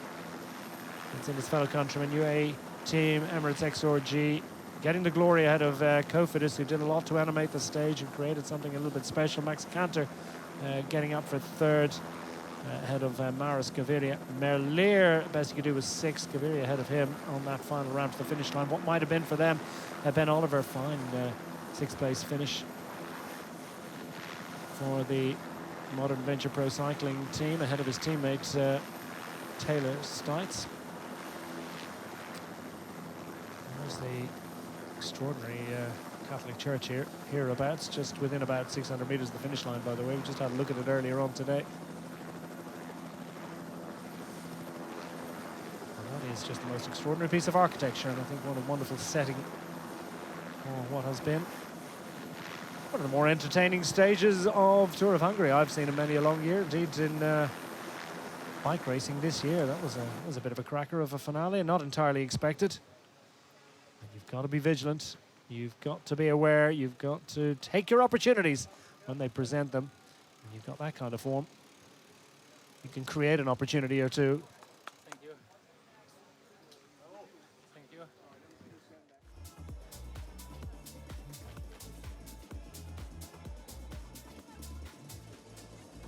It's a second victory in 5 days. Success last weekend in Brittany in the Grand Prix du Morbihan, his 4th victory in that race, 3rd successive one, and yeah, Benoit Cosnefroy is in flying form.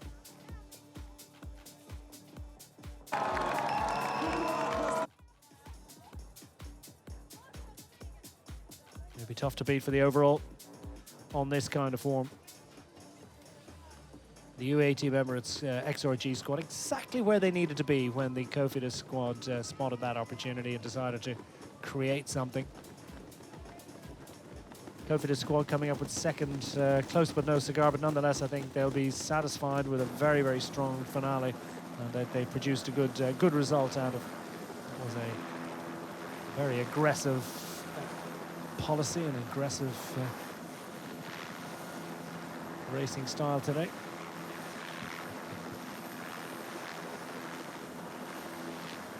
First finish to Pax. They'll be coming back here. That was a great finish.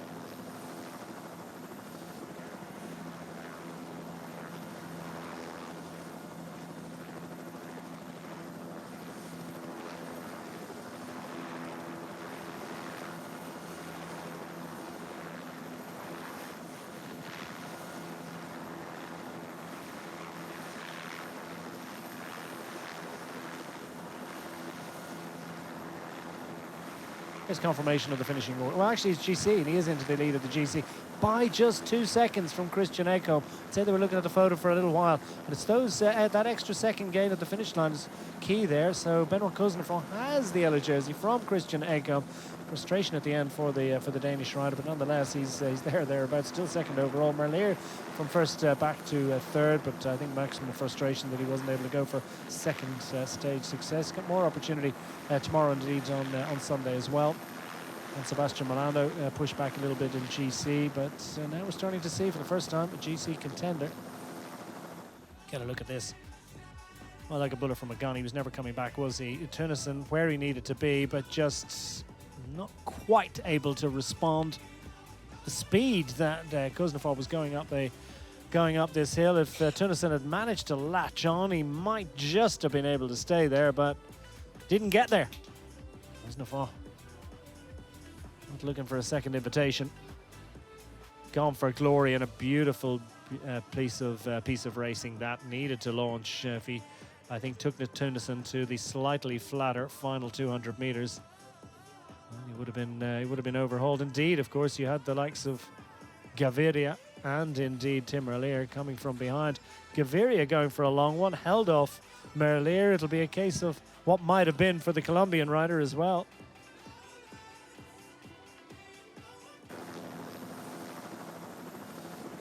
That's not exactly the usual pattern to a sprint stage, was it?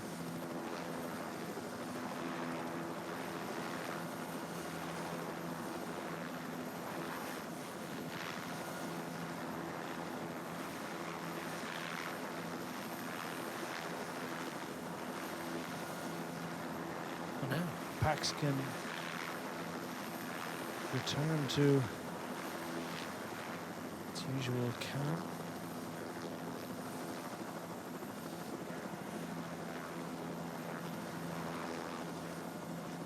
forward to hearing what Benoit Cosnefroid has to say about that stage, just how much of it was planned, how much of it was expected.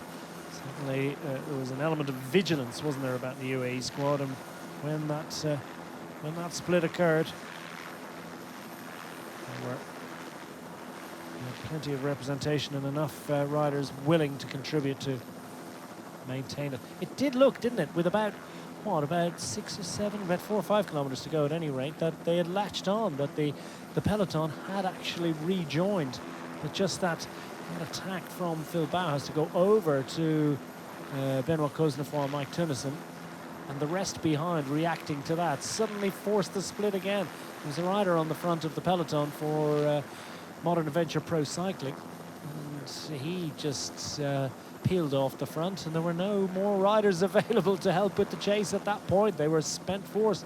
They literally got to the point where they were pretty much in the slipstream of those riders out front, and that just,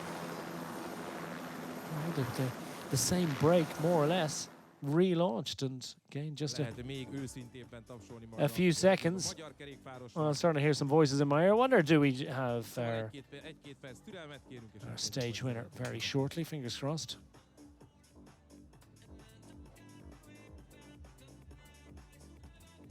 Lear behind.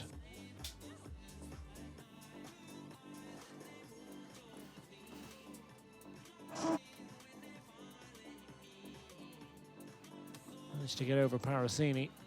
Didn't get to Gaviria. Didn't get to Elias Maris. Max Cantor as well. Chaotic finale.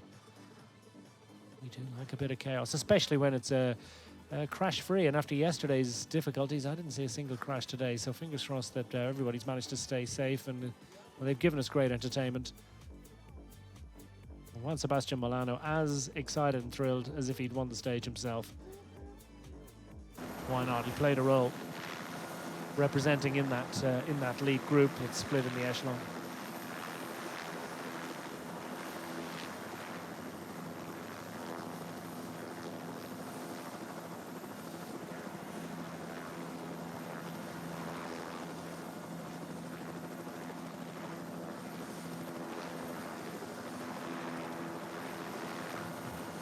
Stage winner now. Benoit Cosnefroid, congratulations. Bit of an uneventful middle part of the stage, but the last hour was crazy. Was it planned that you guys try to split it somewhere? Thank you. No, the first idea is to sprint for Seba Molano, but I stay in the front with Vegard, and Cofidis start to pull very hard, and we follow with the team and participate. For me, it's a good opportunity to try for for victory. But on a climb, I pull and I create breakaway.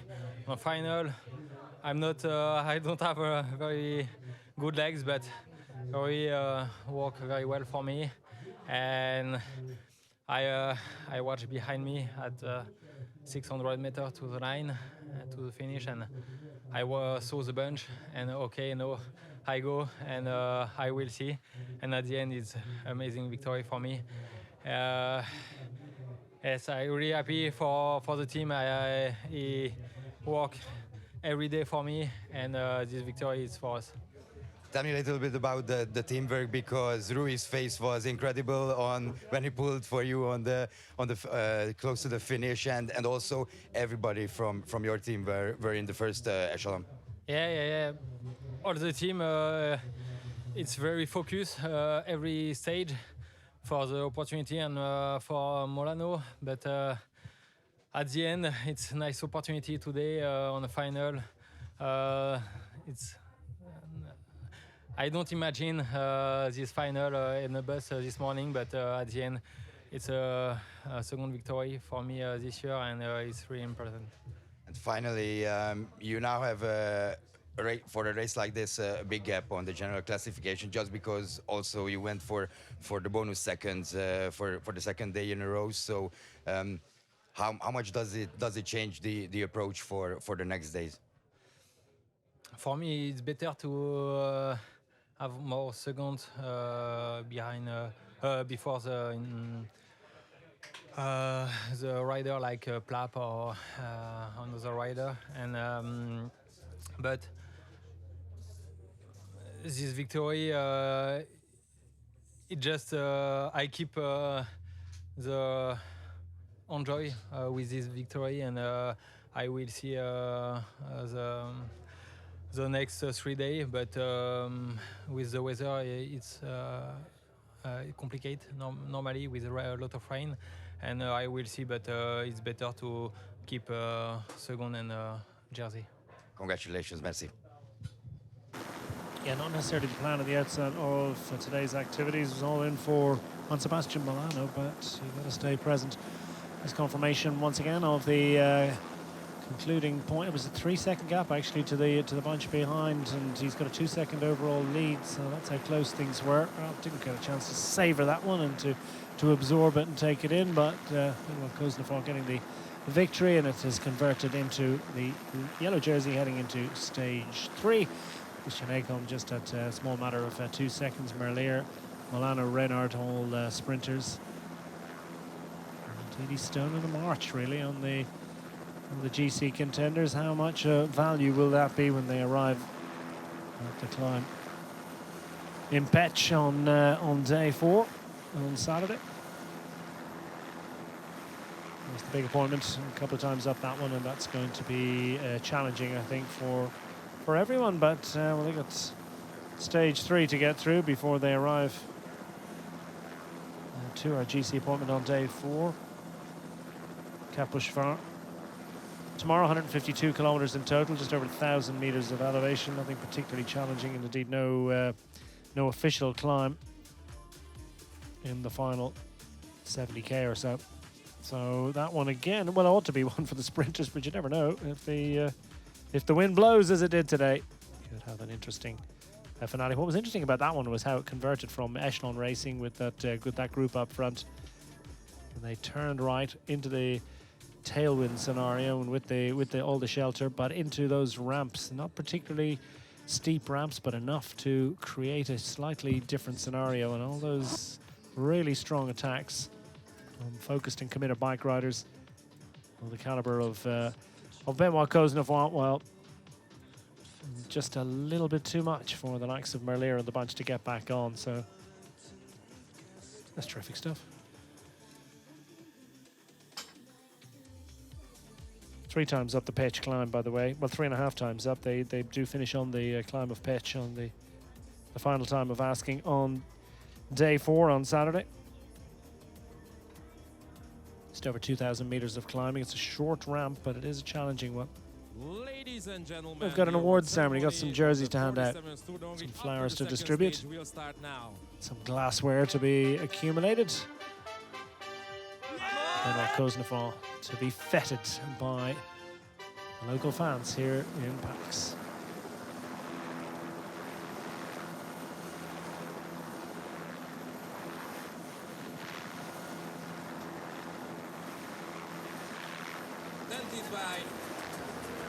Nagy Balázs, Deputy Mayor of Paks, and Eisenkamper Károly, main organizer of the Tour de Hongrie. After a huge win on the second stage, the longest stage of the 47th Tour de Hongrie, the winner is riding for UAE Team Emirates XRG, Benoit Koznefar. Second win of the season, make that second win in 5 days. Form's coming nicely for Benoit Koznefar. String of podium finishes already this year. I don't think this is going to be the last, not necessarily even the last in this particular bike race. He's got much to celebrate today, much to look forward to. Keeping things ticking over nicely on GC with the accumulation of bonus seconds, and that was committed racing.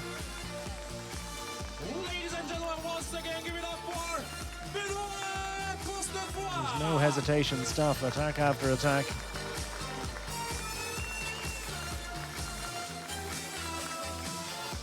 Congratulations. Benoit Koznefar. contracted through to the end of 2027 with the UAE members XRG. Certainly a very worthwhile, valuable ally in that team. Here's further confirmation. 1-2 for France ahead of Alexei Renov, the Cofidis squad, who did so much to make that stage an absolute cracker. Max Canter for the Astana squad, hanging on for third. Superb performance for the German rider. Elias Mars for Team Flanders Balois.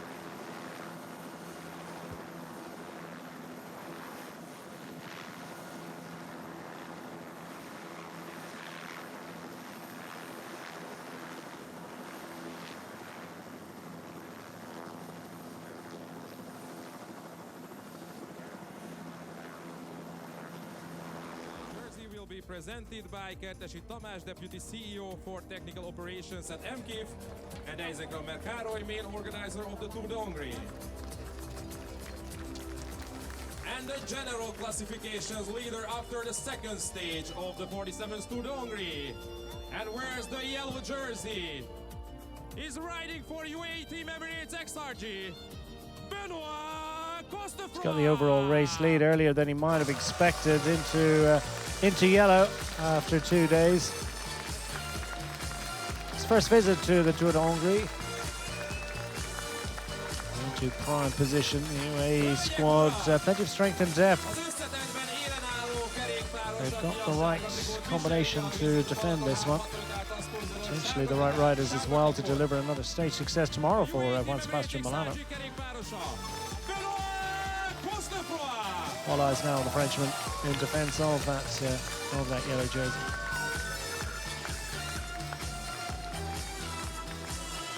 Give it up once again for Benoit Costefroid.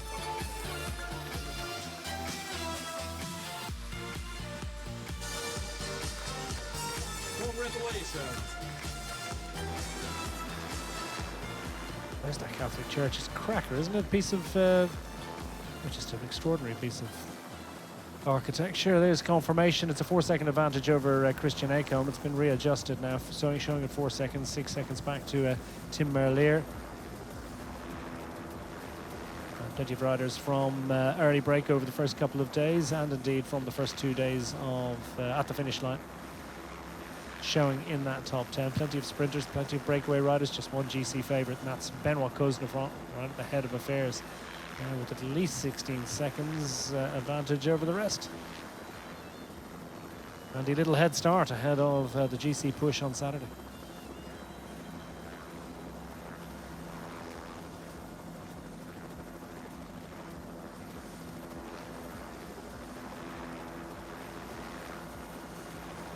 Looks like it's about to take off, doesn't it?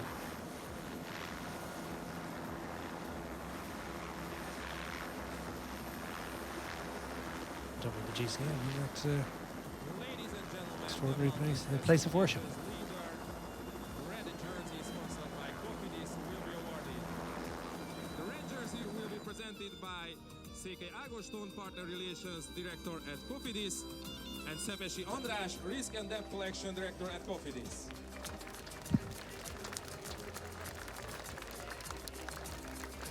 And the mountains classification leader who wears the red jersey after the second stage is riding for Team Cofidis, Eduardo Zamperini. Well, Cofidis did a super job, and they've got classification jersey out of this one. Eduardo Zamperini, 23-year-old Italian, infiltrating the lead move from Northern Italy.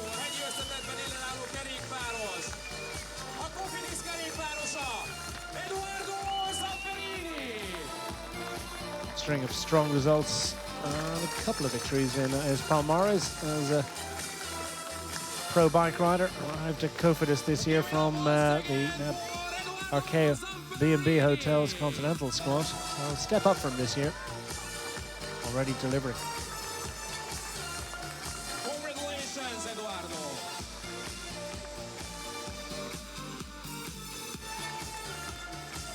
More climbing tomorrow. Again, most of it's done before they get too late in the day. We've got one Cat 3 climb and then that Category 2 ascent. It's longer, it's steeper, it's more challenging, but it does come fully 67.5 kilometers from the finish line. Will Edoardo Zampari be minded to go on the break tomorrow to have a look at that one? It's 1-2 for Italy in that one. Andrea Pietrovon for Team Polti Visit Malta also playing his role in that late attack in today's second stage. And scooping some points towards that mountains prize as a result.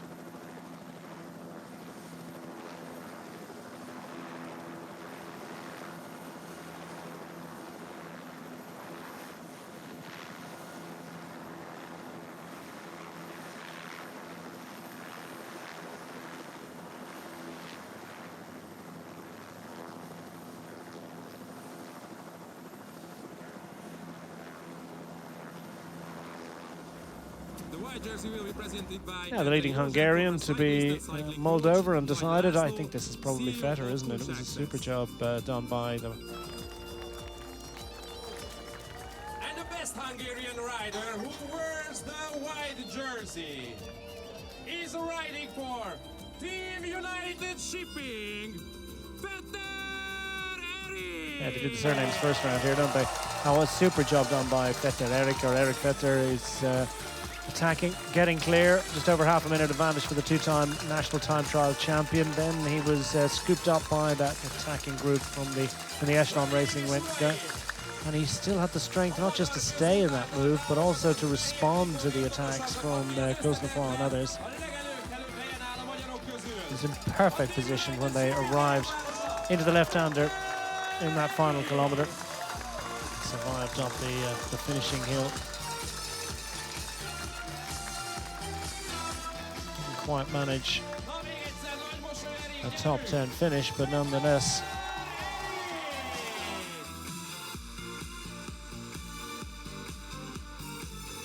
yeah, 21st across the line. Actually not the first Hungarian across the line, but maybe had an advantage in the general classification, so therefore he's got that white jersey.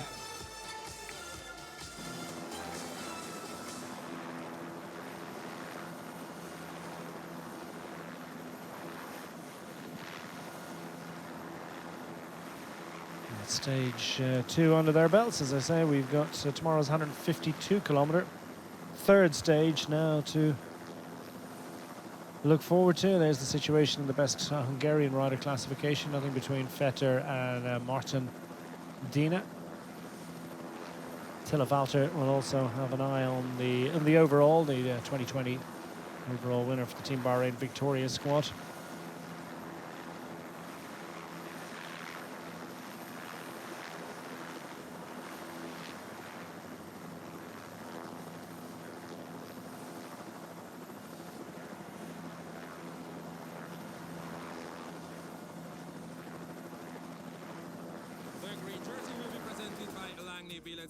Points, well, Tim Merlier had the lead of the points classification going into today's stage.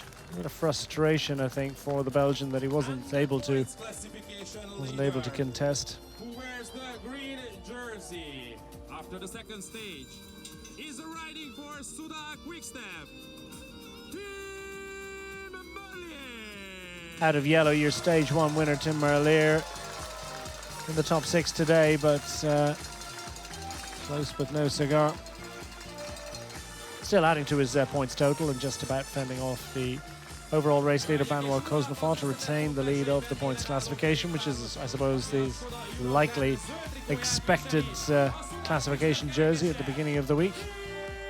We'll have another opportunity tomorrow and indeed on Sunday. Tim Merlier, no doubt grateful as well to the efforts of his Suda Quickstep squad throughout the day, chasing down the early breaks, setting the tempo, and indeed trying to put him back into a position to, if not challenge for stage honours, at least be able to charge up that final finishing ramp to take a solid top 10 finish on the day.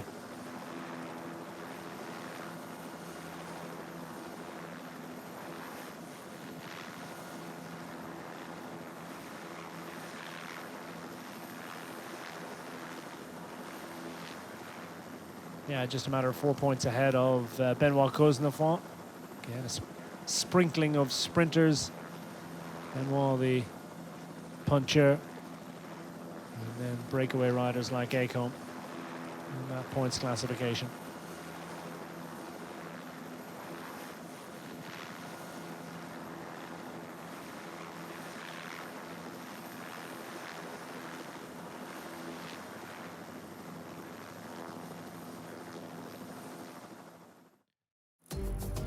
Let's take on and consider the highlights of a terrific day of bike racing in the Tour of Hungary. We're looking forward to the race to Szekspárd tomorrow, over 152 kilometers. We look forward to your company in that one. Meantime, so it's as exciting as today's stage was. My name's Declan Quigley. Look forward to bringing you the pictures again tomorrow. Thanks for being with us. Bye for now.